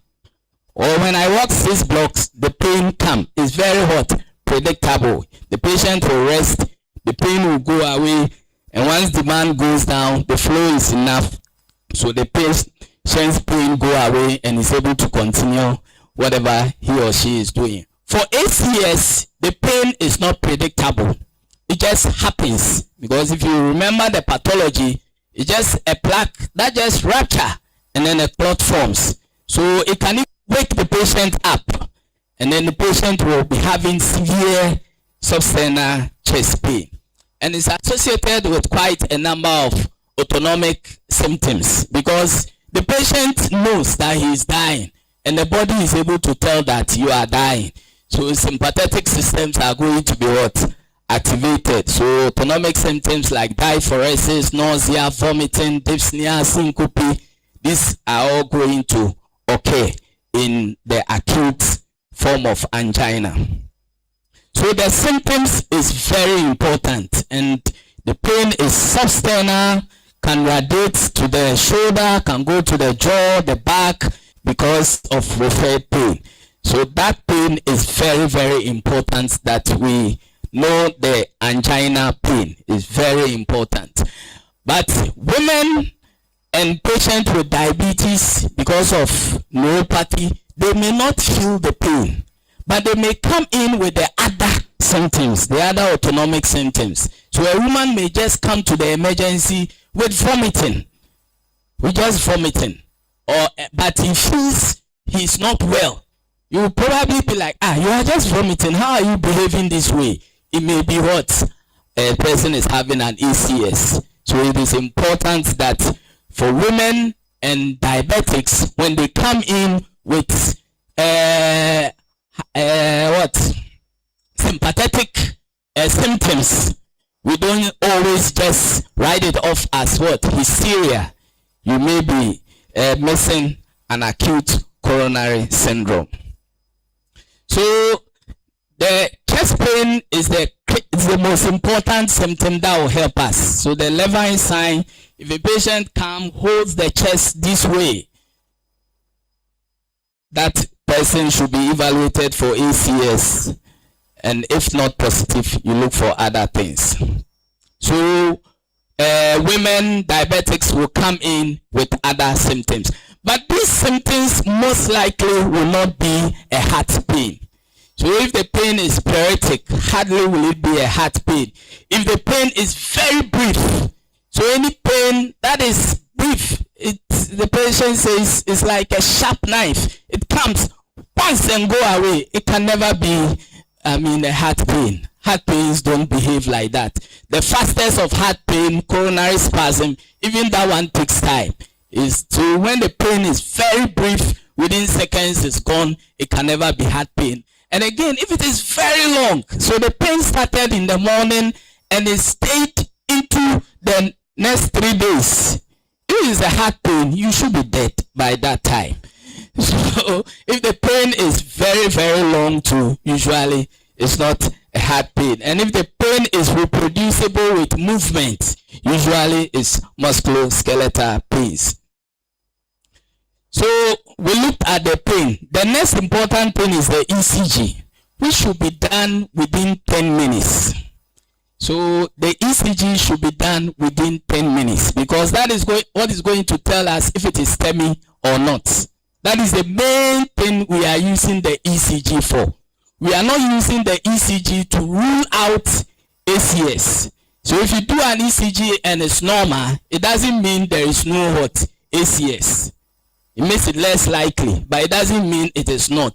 The main thing we are doing the ECG is to diagnose STEMI, to see if there is ST segment elevation, and it's very important. We do a 12 lead ECG. You can have the 15 leads, and then we have the 18 leads, depending on where you think the infarct may be. And after that ECG, once the patient is in the emergency room, you need to put that patient on a continuous monitor so that you continue to review that ECG to see any dynamic changes. And we'll get the slide so we can look at the various forms of ST segment elevations which are pathological that should classify someone as having a STEMI. And then we will see other signs. They are not really ST segment elevation, but there are other ECG findings which are equivalent to STEMI. A very common one is a new left bundle branch block. So if the patient has a former ECG that showed normal, and he comes in with a ECG that is left bundle branch. There's too many R and L. So let me say LBB. So if the patient comes with an ECG that is new LBBB, then you have to be careful. It may be STEMI. But if somebody is doing a medical screening, doesn't have any pain, and you see a left bundle branch block, that is not STEMI. That is not STEMI. That is an old block that is there. So it is when it is pain. So the pain symptom is very important, or the autonomic symptoms are very important to call it STEMI. So if he's doing screening, you pick, unless the patient is having pain at that time, it may not be STEMI. So these are, next slide, these are examples of STEMI. So this is stoning. It's elevated in, it's very clear in V2, V3, V4, V5, and a bit in V6. So this is dangerous. This patient is dying. There is another form, V2, V3, V4. Doesn't go so much to the V6, but this is also dangerous. It's actually starting all the way from V1. The next one, this is the inferior form, lead 2, 3, EVF. And then there is the left bundle branch block pattern. It's the normal ECG directions, but the width is more than 120 millisecond. And then it's important to see what is not ACS. So there are a lot of early repolarization abnormalities which are known to be benign, especially in young men. So you do a lot of ECG, usually for screening for young men. You pick a lot of early repolarization abnormality in young people. These are usually benign, and it's not STEMI. The ECG algorithm will usually put at the top capital letters acute myocardial infarction. Please, it is not. Read it. It may just be an early repolarization abnormality. Next slide. So the next is the biomarkers. And as soon as the patient comes, pain, you are doing your ECG, you draw blood for these biomarkers. So at time 0, you draw blood for high sensitive troponin, either T or I. Don't do the two, just do one. So you do high sensitive troponin, either T or I. And the current 0 hours, 1 hour, 3 hour, this was the old one. The current one looked at 0, 1 hour, and then 0, 2 hours. So you do it at time 0 and you repeat at time 1 hour. If there has been no change, or the first one, there was no, it was normal. So you do the first 0 is normal. You do time 1 hour, it's still normal. Most likely it's not ACS. You can evaluate the patient for other things. But if it is very high on the first check, then you have to start the treatment for what? ACS. And then if you repeat at the 1 hour or 2 hours and the levels keep rising, that confirms it, that injury is still ongoing. So you continue your treatment. And with this, within 1 hour, 2 hours, you can diagnose your ACS, especially those ones with injury. So the biomarkers is not used in diagnosing unstable angina. Unstable angina, the only thing is the pain symptom. It's only the symptoms that you use to make a diagnosis of unstable angina. The troponins are going to go up only in N-STEMI and STEMI. So we've looked at this already. We'll go to the next slide. So this is emphasizing what we've said. So the lower one, if there is total occlusion with the clots, there is going to be ST segment elevation and your biomarkers are going to be positive. But it's written there, may be negative if drawn too early from symptoms onset. And then the non-STEMI or the N-STEMI and unstable, you are going to use biomarkers. If the biomarker is positive, then it's N-STEMI. If it's negative, then the patient may be having unstable angina. Next, and in your examination, you are going to evaluate that patient. Don't treat a dead patient. So if the patient is dead, then you do the last office. So that is something that can happen with what? ACS. So you can present dead. And this is going to give you what we call the type 3 MI. So the type 3 myocardial infarction, you could not draw your what? Your biomarkers. But the symptoms suggest that this patient probably had what? An MI. So you diagnose that patient as having what? A type 3 MI. So usually they come dead. So you can't do the ECG and all those things. So you call it type 3 MI. If your symptoms or the presentation is very typical. And then we have the type 1 MI, which is what we are mainly talking about. The type 2 MI is the where there is severe anemia, the patient has go into shock, and then the heart can also be shocked. So it can also undergo ischemia, myocardial injury. So type 2 MI is usually secondary to something. It's not a plaque that has what? Ruptured. So those ones, the treatment we are going to apply to this one may not work in the type 2 MI. The type 2 MI, you have to look for whatever is causing the myocardial what? Injury and treat it. If the patient has come in with severe anemia on sick hearts and biomarkers have gone up, you have to treat the severe anemia. If it's in shock, you have to hydrate the patient. So when you treat the secondary MI, you may correct whatever injury the heart is also suffering from the systemic effect. But type 1 MI, that one is a plaque, and that is the commonest one, and that is what we are talking about. If it's STEMI, treatment is very straightforward. If it is N-STEMI or unstable angina, you have to look for certain key things, and one of them is cardiac arrest.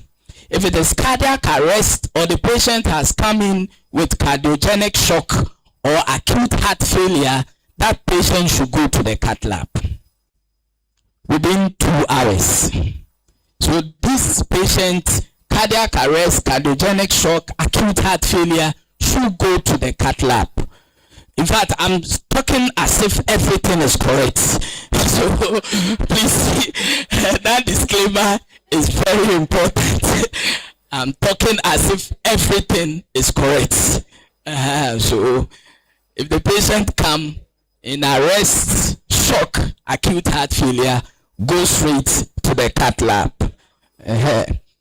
If there is a problem with hemodynamic, if there is hemodynamic abnormalities, but it's not in shock, it's not in failure, it did not arrest, then you have 24 hours to go to the cath lab. So still you go to the cath lab, but this one you have time to do other things. So get your biomarkers, do other things. But if you come with cardiac arrest, shock, acute heart failure, you have only 2 hours to go to the cath lab, because if you don't, the patient could be dead. And then if there is no hemodynamic abnormalities, then that is the low risk NSTEMI. So the low risk NSTEMI, you have time, you have up to about 3 days also to go to the cath lab.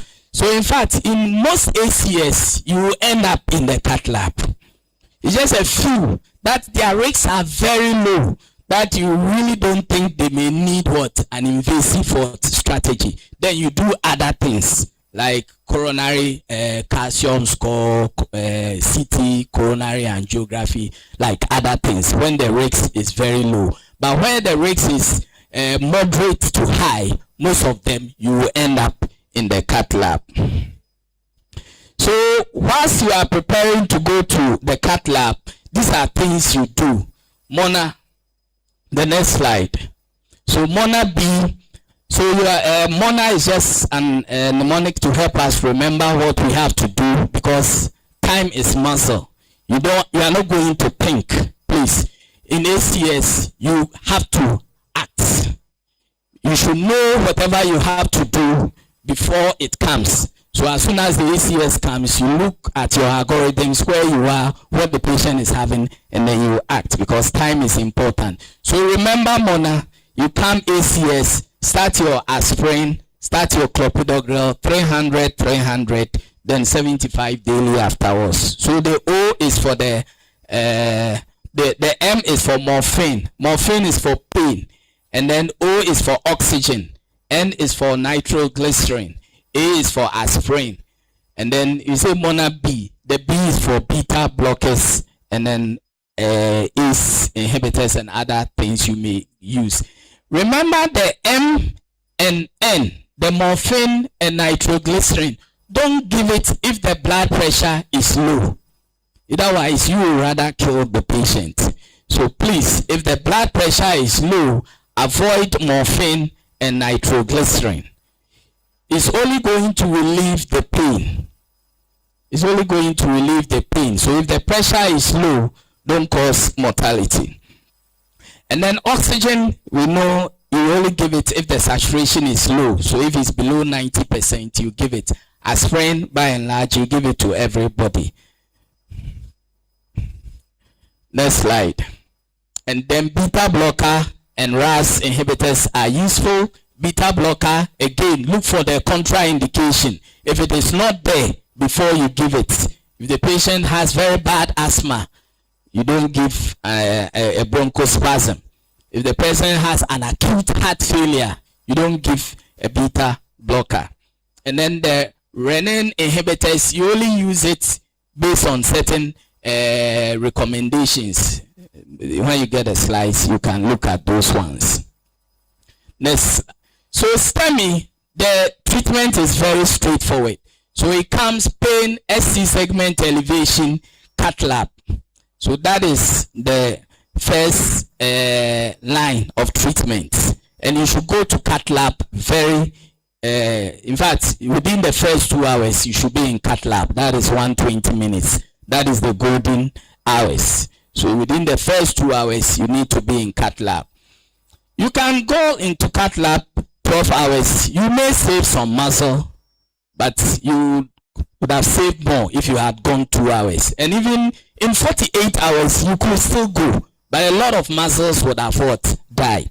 So the earlier you go, the better. And Whenever there is persistent chest pain, even after 48 hours, you still have to go to the cath lab.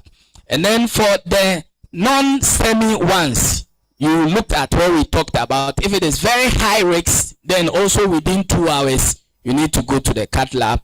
If it is just high risk where there is hemodynamic problem, that one within 24 hours. And if it is low risk, you evaluate for other things. Because of time, it's almost time, I will jump to the second one, which is heart failure. So fibrinolysis, there are contraindications. So let's go to heart failure. Okay, so I'll do it in 10 minutes. Thank you. 5 minutes. Okay. So heart failure is a clinical diagnosis. So heart failure is a clinical syndrome. So heart failure is a clinical diagnosis. But like all clinical diagnoses, some are difficult to make clinically. So you may need the help of other things, other investigations to help you. So heart failure is a clinical diagnosis. And these are the causes. Almost anything that can affect the heart can cause heart failure. And then next slide, once there is heart failure, next slide, there's going to be sympathetic activation. Your hormones are going to go up and going to cause problem. Next slide. And then this is the definition. So it is a clinical syndrome, and the signs and symptoms are as a result of the reduced cardiac function, and is classified into either below 40%, 40 to 49, or above 40%. Next one. So this slide is very important when it comes to acute heart failure management. In fact, we should remember this slide. So whenever a patient, like you thinking might be having heart failure comes, it's come with a congestion, difficulty in breathing, you're thinking it's heart failure, try to put the patient into one of these boxes. Into one of these boxes. So most of them will come warm and wet. 80% of heart failure patients comes warm and wet. Warm means that their perfusion is good. So they are not having cold extremities, they are passing urine, their sensorium is clear, blood is moving to all these organs. So their perfusion is what? Is good. They are warm. And then wet is they have congestion. So you listen to the lungs, there is fluid, there is breathing edema, there is ascites. So most of the time, that is the type of heart failure we are going to get. And it's the easiest to manage. It's the easiest to manage. They are warm, you are happy. You don't want your patient to be cold. When they are cold, it means that they are in shock virtually, because perfusion is what? Is reduced. Their kidneys are not producing urine. They are not getting blood to their brain. They are confused a bit. Their skin is cold and clammy, so their perfusion is impaired. And when they are cold, that is trouble. But when they are warm, you are happy. And when they are warm and wet, all that you do is remove the water. So dry the patient up. So when it's warm and wet, all that you have to do is to what? Dry the patient. So that is the main treatment for them. Give them diuretics. Let them pass plenty urine, and then they will be happy. And then the worst one you don't want to have is the wet and cold. These patients should be in the emergency. They are wet, but perfusion is also what? Poor. If you try to dry them, they will get more cold. Because as you are giving them diuretics, their blood pressure is what? Dropping more. So these people should be managed in the emergency. And even in the emergency, most of the in the ICU, they should be managed in the ICU. And even in the ICU, in most Ghana ICUs, they won't do well. Because they will require, some of them, not all, some of them will require mechanical circulatory support. And I know it's only University of Ghana Medical Center that has one. I don't know of any other place that has. So unless that place and the patient requires it, that patient may not survive. Other places, they have devices that they can help this patient to improve the perfusion so that they can dry them. So for this wet and cold, all that you have to do is you improve the perfusion and then you dry them. In our wards, what we usually do is to give them inotropes. So we give them dobutamine, dopamine, and other things to try to get their perfusion improved, get their BPs up, get them a bit warm, and then you give them diuretics. So you do the two. Not that they were never going to get well. So you give them inotropes to improve their perfusion, and then you what? You dry them. And then a few, 5% become dry and cold. So these people, you have to cautiously give them fluid. It may be heart failure patient who might have taken too much diuretics. So they may come in very low blood pressure and having some symptoms. But they are very dry. In fact, they are dehydrated. So though it's heart failure, you have to give them maybe some 250 mils or 500 mils of normal saline, and you see that they can quickly what? Improve. We want to get all of them to the green box, which is dry and warm. And dry and warm is still don't stop. Dry and warm is what you do at the OPD. So dry and warm, you optimize their guideline directed heart failure medicines. So the dry and warm, if it's on lisinopril 2.5, you go up to 5 milligram. If you come back dry and warm, you go up 10 milligram. You keep increasing all the guideline directed medicines till they hit their maximum doses. So the green, which is dry and warm, you still have to do something for them. You optimize their heart failure medicines. But in the emergency rooms, we are usually going to see the yellow ones and then the red ones. This next slide, we've talked about this. Next slide. Unfortunately, we are not doing well when it comes to heart failure. The white people are doing better. Next. And heart failure is very expensive. And the cost mainly comes from hospitalization. That's what this slide is telling us. Next. And you don't want your patients to be hospitalized again and again, because that means death. Any patient who is hospitalized 4 times within a year has more than 50% chance of dying. So if you've seen the patient 4 times this year, you have to, I won't say that one. Next slide. Next, we've talked about this. So the dose trial, in fact, the wet, this is mainly what we do. Next. So are you going to give them bolus or continuous infusion? The dose trial say you can do any. Are you going to do high or low dose? The dose trial say you can do any. Next slide. But if you give a lot of diuretics, what the dose trial showed that it helped them to lose weight fast, lose the fluid fast, and then reduce the marker of cardiac stretch, which is troponin fast. And then, but the problem is that their kidneys may be in trouble. So give them a lot of diuretics, but watch out for their kidneys. That is very important when you are drying them.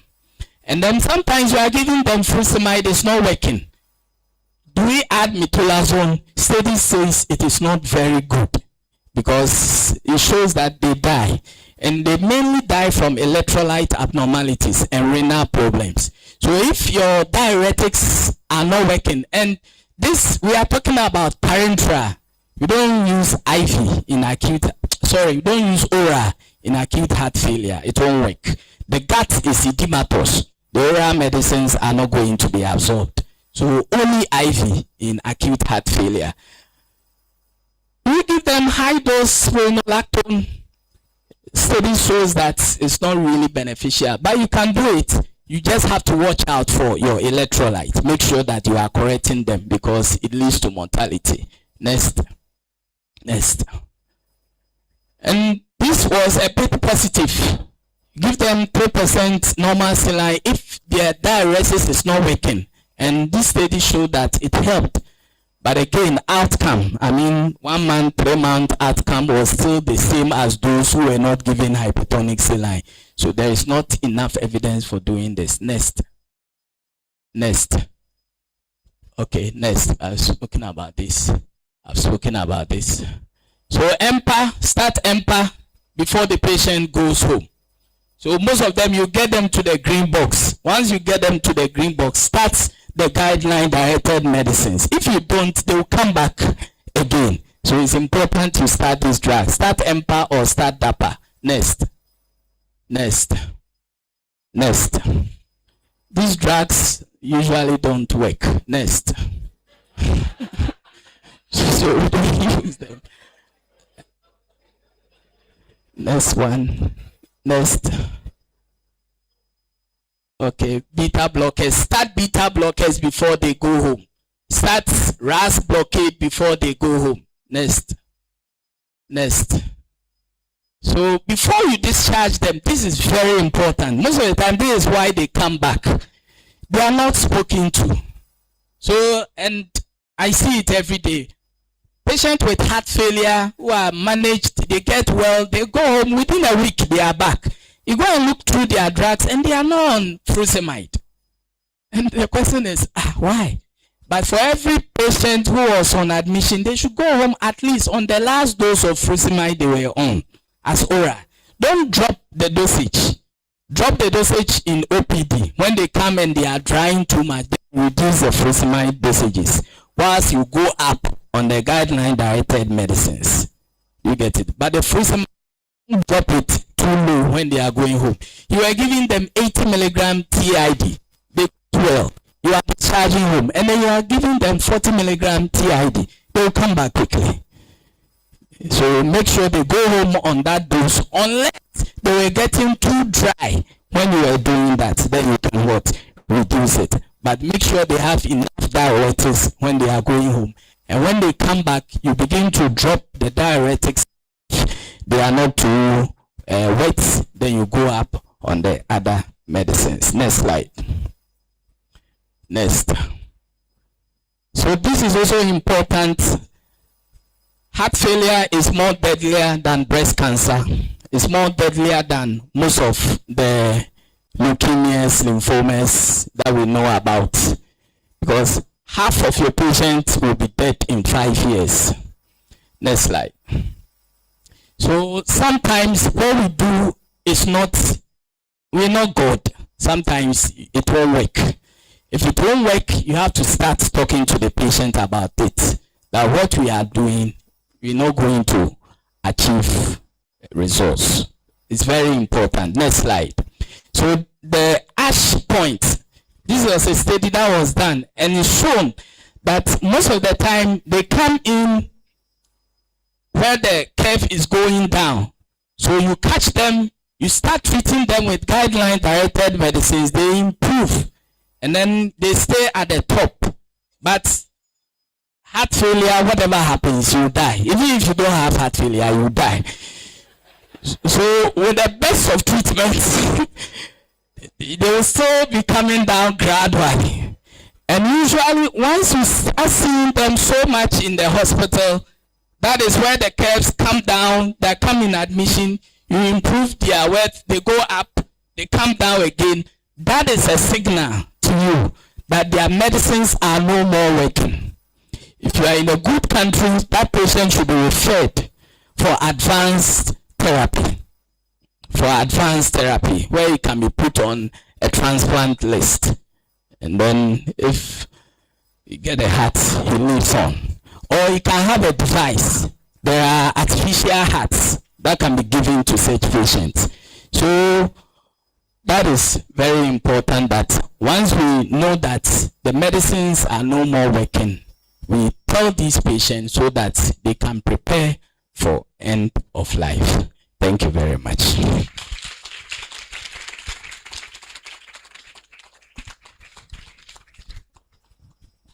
Shall we give him another round as he takes a seat? Thank you so much, Dr. Popra, for a fantastic job. That was a brilliant presentation. I could see he had a lot of trials, clinical trials he wanted to share with us, but because of time. Okay, so if MDS Lancet Laboratory is here, we will take a word from them in 5 minutes. 5 minutes, not more. Okay, thank you very much. Mr. Chair, I would like to stand on the existing protocol. Good afternoon, ladies and gentlemen. My name is Cosmos from MDS Lancet Laboratory. So as an ISO 15189-2022 facility, we remain aligned with this year's CPD focus on cardiovascular disease, and we will continue to invest in advanced technology to improve testing, accuracy, standardization, and quality laboratory service. So today I would like to introduce a new game changer, that's TLA, Total Laboratory Automation, which excludes pre-analytical involvement in terms of human involvement, as research shows that most of the errors that happen in the laboratory, about 70% happen at the pre-analytical stage, such as patient mismatch and all that. So now MDS Lancet has a total laboratory automation that eliminates too much of human involvement. So I have a short video to show you. I don't have too much time here, so just a brief video. Introducing the Beckman Coulter DXC 5000 Total Laboratory Automation System. Let's take a tour into the laboratory workflow. In modern laboratories, speed and accuracy are critical.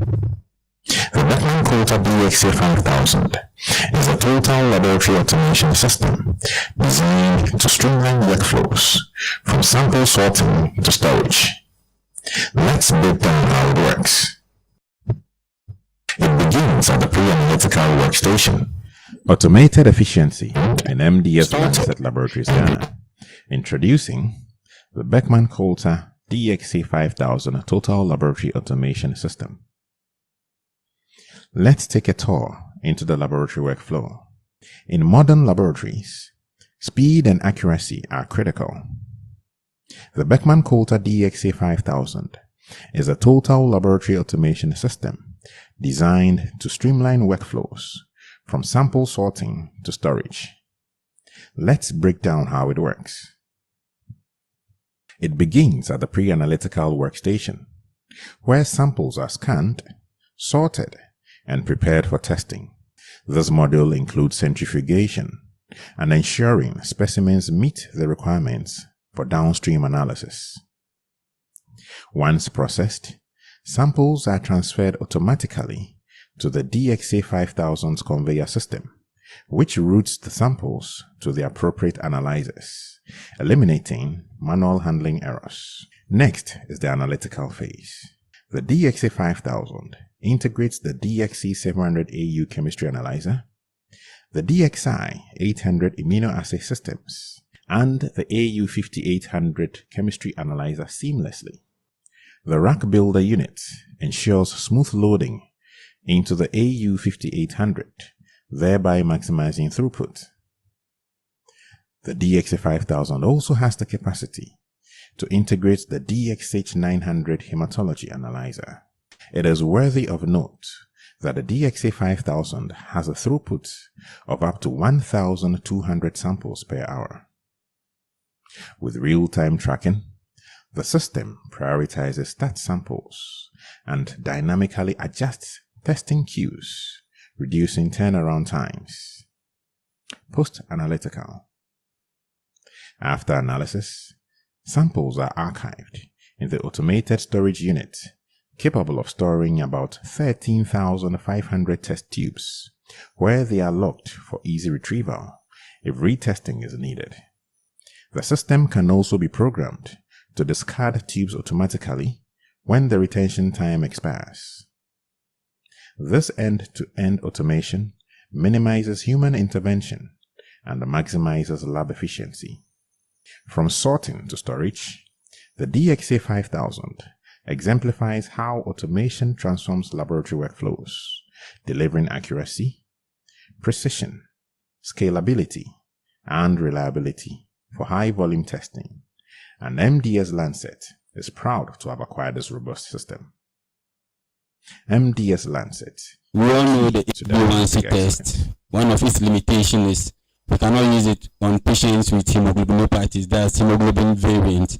But most often the immunoturbidometric method that is commonly used by most laboratories tend to miss HbA1c test. So we have one to show. This is a 51 years old woman with a fasting plasma glucose of 8.1.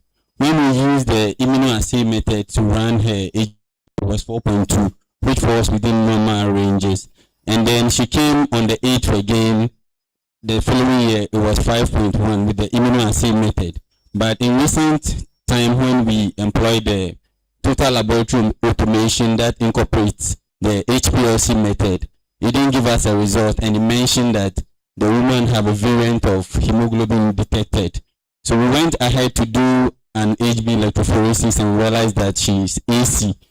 And then we went ahead to also do a serum fructosamine, and it was 580 with an upper limit of less than 350. So you notice how misleading this HbA1c result was. So is this patient actually a diabetic or not?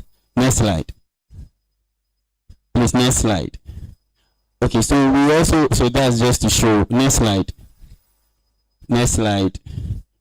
So HPLC can actually detect the HB variants. It can also detect the carbamylated hemoglobin, that's a CKD patient, and it's able to differentiate the pre-A1C for stable A1C as compared to the immunoturbidometric counterpart. Next slide. So some important analytes, as mentioned, are prone to high dose of hook effect, or what we know as prozone effect. But most of the methods we use in the laboratories are unable to detect this. So we actually get misleading results for some of these important tests. But the new technology we use gives us good results, specific and sensitive results. Next slide. So we've introduced the IFA method for autoimmune disease testing, which is much more specific as compared to the previous method. Next slide. So I just spoke to you about the total laboratory automation. We are also having a sister company by name Quest Medical Imaging. We do radiological testing with consultants 24 hours. That will also be at your beck and call. So please note. And also we have WACREC. It's also in line with MDS Lancet Laboratory. Specialized for your research work. If you are doing your fellowship and you want to do your research, we have data analysis systems and AI system of helping you with your write-ups and everything. So if you are interested, please contact MDS Lancet. Thank you very much. Thank you very much, MDS Lancet. So we'll go into our Q&A session, and at this juncture, I would invite our facilitators to join us here as we go into our question and answer session. Let's give them an applause as they take their seat. Okay, so we'll start with in-house. If you have a question, kindly raise your hand. Ken, Dr. Minyampon, can someone help us with the microphone? If you have a question, please raise up your hands and they'll bring you the microphone and then you can ask your question. We would like to acknowledge all our trainers. Here, I can see Reverend Professor Suman. We have our faculty chair, Dr. Maite, Ghana College of Physicians and Surgeons, Faculty of Family Medicine, faculty chair. And then we also want to acknowledge our SoftTalk executives, Dr. Damwa and your team. We acknowledge all of you. Any question? Okay, so whilst the microphone goes round, I'll take a few from online. So I think this goes to you, Dr. Thompson. Robert is asking, which of the fishes are healthier?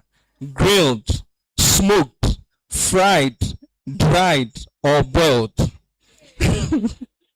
Then maybe you can add this second question. So my question is, yes, it is true we need to sleep But in this world where we have a lot to do daily, what can we advise our clients and ourselves as health professionals to get 8 to 9 hours of sleep? And this from an anonymous attendee, so you can take both questions. Okay, thank you very much, Robert, for your questions. So ask if grilled, smoked, dried, boiled, or fried fish, which is the healthiest. I say that if you opt for boiled fish, that's the healthiest, because we've been made aware that when we cook protein at high temperatures, it produces what we call ages, which are detrimental to our health. So if you want to opt for the healthiest, I'd say go for the boiled fish. And then when it comes to sleep, yes, that's a fact of life, that these days there's 1,001 things to do. But when you look at it, sleep is important because it's therapeutic. When you sleep, your body mends itself, and there are so many things that sleep does for our body. So it's important that we place our priorities right. We're able to schedule our time appropriately, and so we can be able to maneuver around this busy life.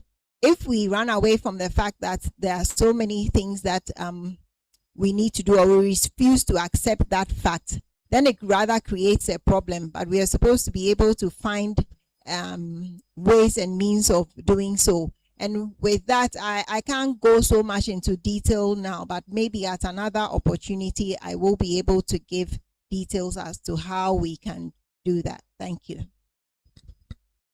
Thank you. Okay, so we'll take one question from in-house. Thank you very much. I'd like to thank the distinguished speakers for very wonderful presentations. It's been very educative. My questions go to Dr. Thompson.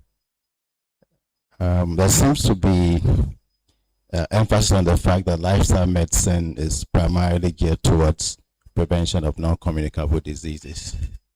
But does it have a relevance to communicable disease as well? We talk about lifestyle medicine. And then secondly, is there an interface between lifestyle medicine and integrative medicine? And I think these are very important to us as family physicians. And thirdly, you promised talking about the Ghanaian equivalent to the Niger diet, but I didn't come out for it, so I don't know whether that will be for another session. But I was really looking out for it. Thank you. Okay, thank you very much, Prof. Suma. And your first question had got to do with I can't remember. Can you? Lifestyle. Whether lifestyle medicine is for communicable diseases. Yeah, disease. As well. Yes. So yes, I think whilst I was preparing, or just this morning, it occurred to me that most of the time we are talking about lifestyle and non-communicable disease, and it even took me back to why I wanted to do preventive medicine and then eventually lifestyle medicine. When my children were younger, they used to get upper respiratory tract infections a lot. And I realized that there was a point in time where cough mixtures were not working. So I started looking. I went to buy this very big book that talks about eating healthy, using spices and things like that. So I got busy with my apotoyua, doing spices, different kinds of spices, blending and other things. And I realized that it was working.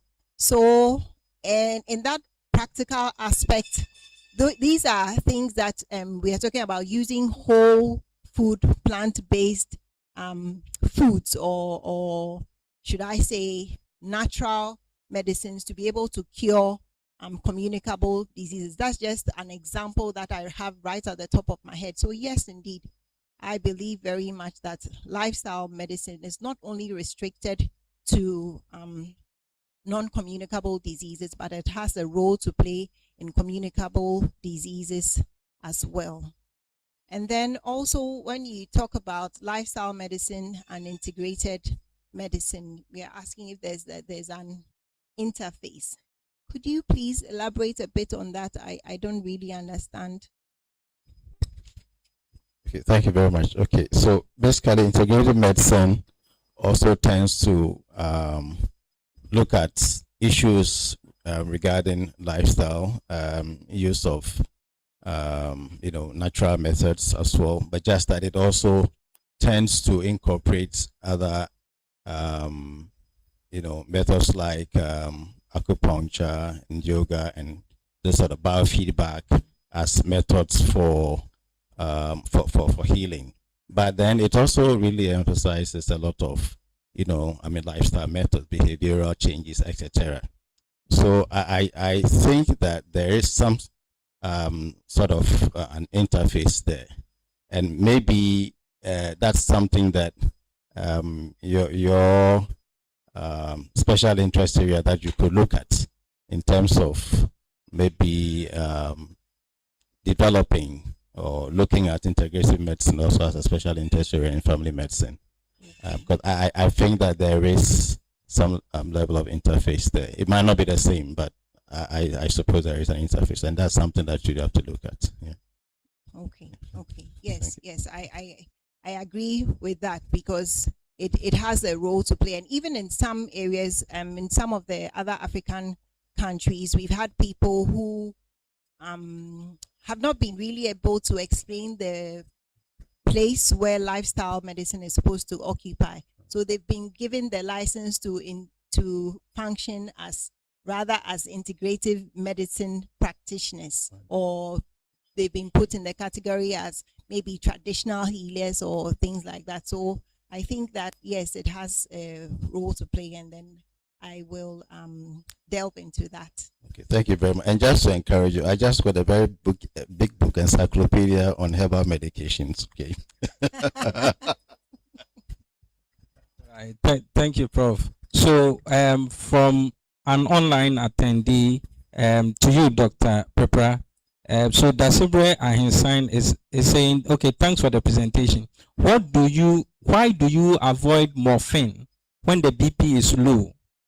Into bracket, by the way, how low should the BP be before you avoid the morphine? And then he goes on to ask, why do you give beta blockers when the systolic blood pressure is greater than 120 millimeters of mercury? I don't know if the second question is very clear. Okay, thank you, Dasibre. Dasibre is also a mate. So today I'm okay. So morphine will drop the blood pressure. I think that's the straightforward answer. Morphine also has a blood lowering effect.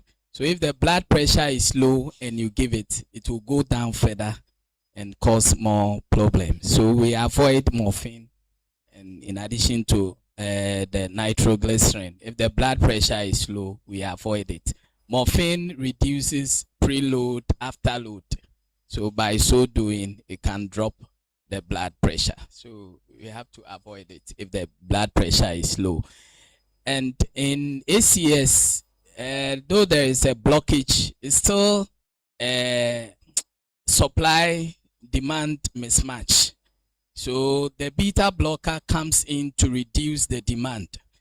When there is increased heart rate, it increases the demand of more energy being needed. So it's going to sympathetic activation is also going to increase the heart rate, the contractility, and these are going to put more stress on the heart. And the heart is already not getting enough.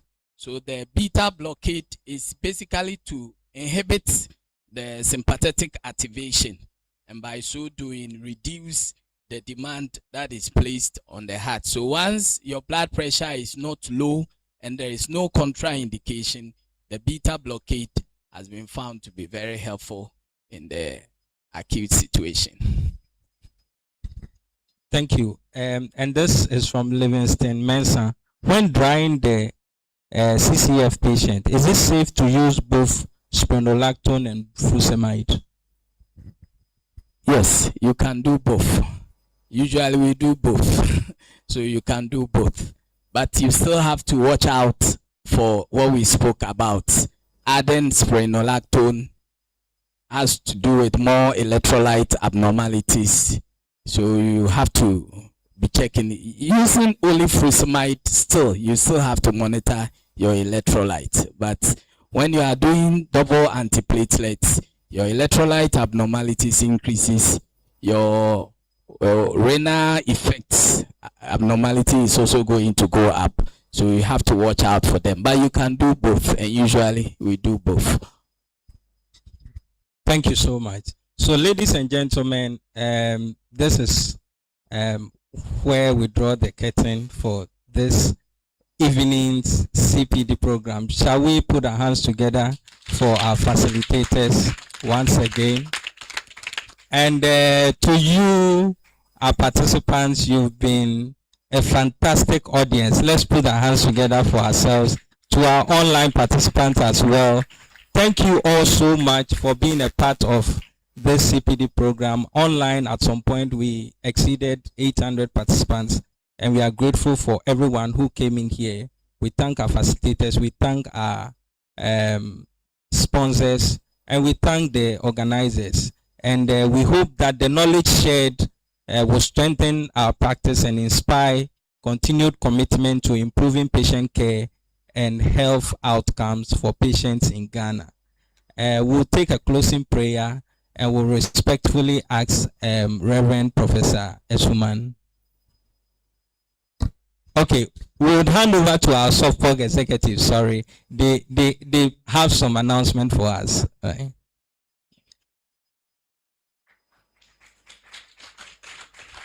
Thank you so much.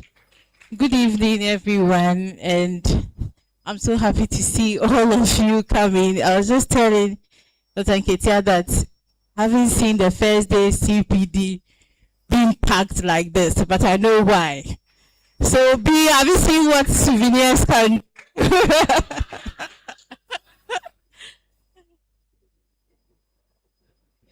sure. Yes. So, you are warmly welcome to the first day of our annual scientific and general meeting, which starts today. We promise, on behalf of the National Executive Committee, myself and the rest of the executives, our board and everyone, we are truly pleased to have you here, and we hope you have a wonderful time these 3 days. Feel free to let us know if you have any concerns. My doors are always open. Everybody can approach me, really, but I'm sure you can also approach any of the LOC members. You can find them in the brochure, and also any of our executives if you have any concern. We want everything to go on perfectly. So right from here, we are going to our Kwaba cocktail, which starts at 6 p.m. There's lots of food, drinks, everything. So everyone should come. If you came with your family, all of us, we are going there. It's about 5 minutes drive from here. The driver will, the buses will convey everybody, but those who drive, we encourage you to also drive there. I'll put up the Google location on the main SOFPOG page. So you see, those of them who didn't come, they've lost out. Anyway, so thank you so much. That's really what I wanted to let everybody know. So don't go and sleep. We didn't come to sleep. We came to learn, network, and to have fun. So we've learned we are going to have a network and have fun this evening. Then you go to bed. Then tomorrow we box on. So thank you so much, Reverend. I'll give it back to you. Okay, thank you. So shall we bow down our heads for a word of prayer? So we thank you, Heavenly Father, for such a wonderful program. We thank you for your goodness, and mercy, and loving kindness that continues to overshadow us. Thank you for our distinguished speakers. We ask that, Lord, you continue to shower your blessings over them, cause them to increase in knowledge and in their value, and to be able to impart knowledge even onto other people. We thank you for hardworking executives. Thank you for putting all these things together. We also thank you for each and every one of us here. You brought us from far and near. I pray that you watch over us as we gather here for this AGSM. Cause us to have a good time, to update our knowledge, and also network with one another. And clear all the questions on our minds. At the end of the day, at the end of this conference, we'll become poised to become better residents and trainers, and to move our specialty to higher grounds. We thank you in Jesus' name. Amen.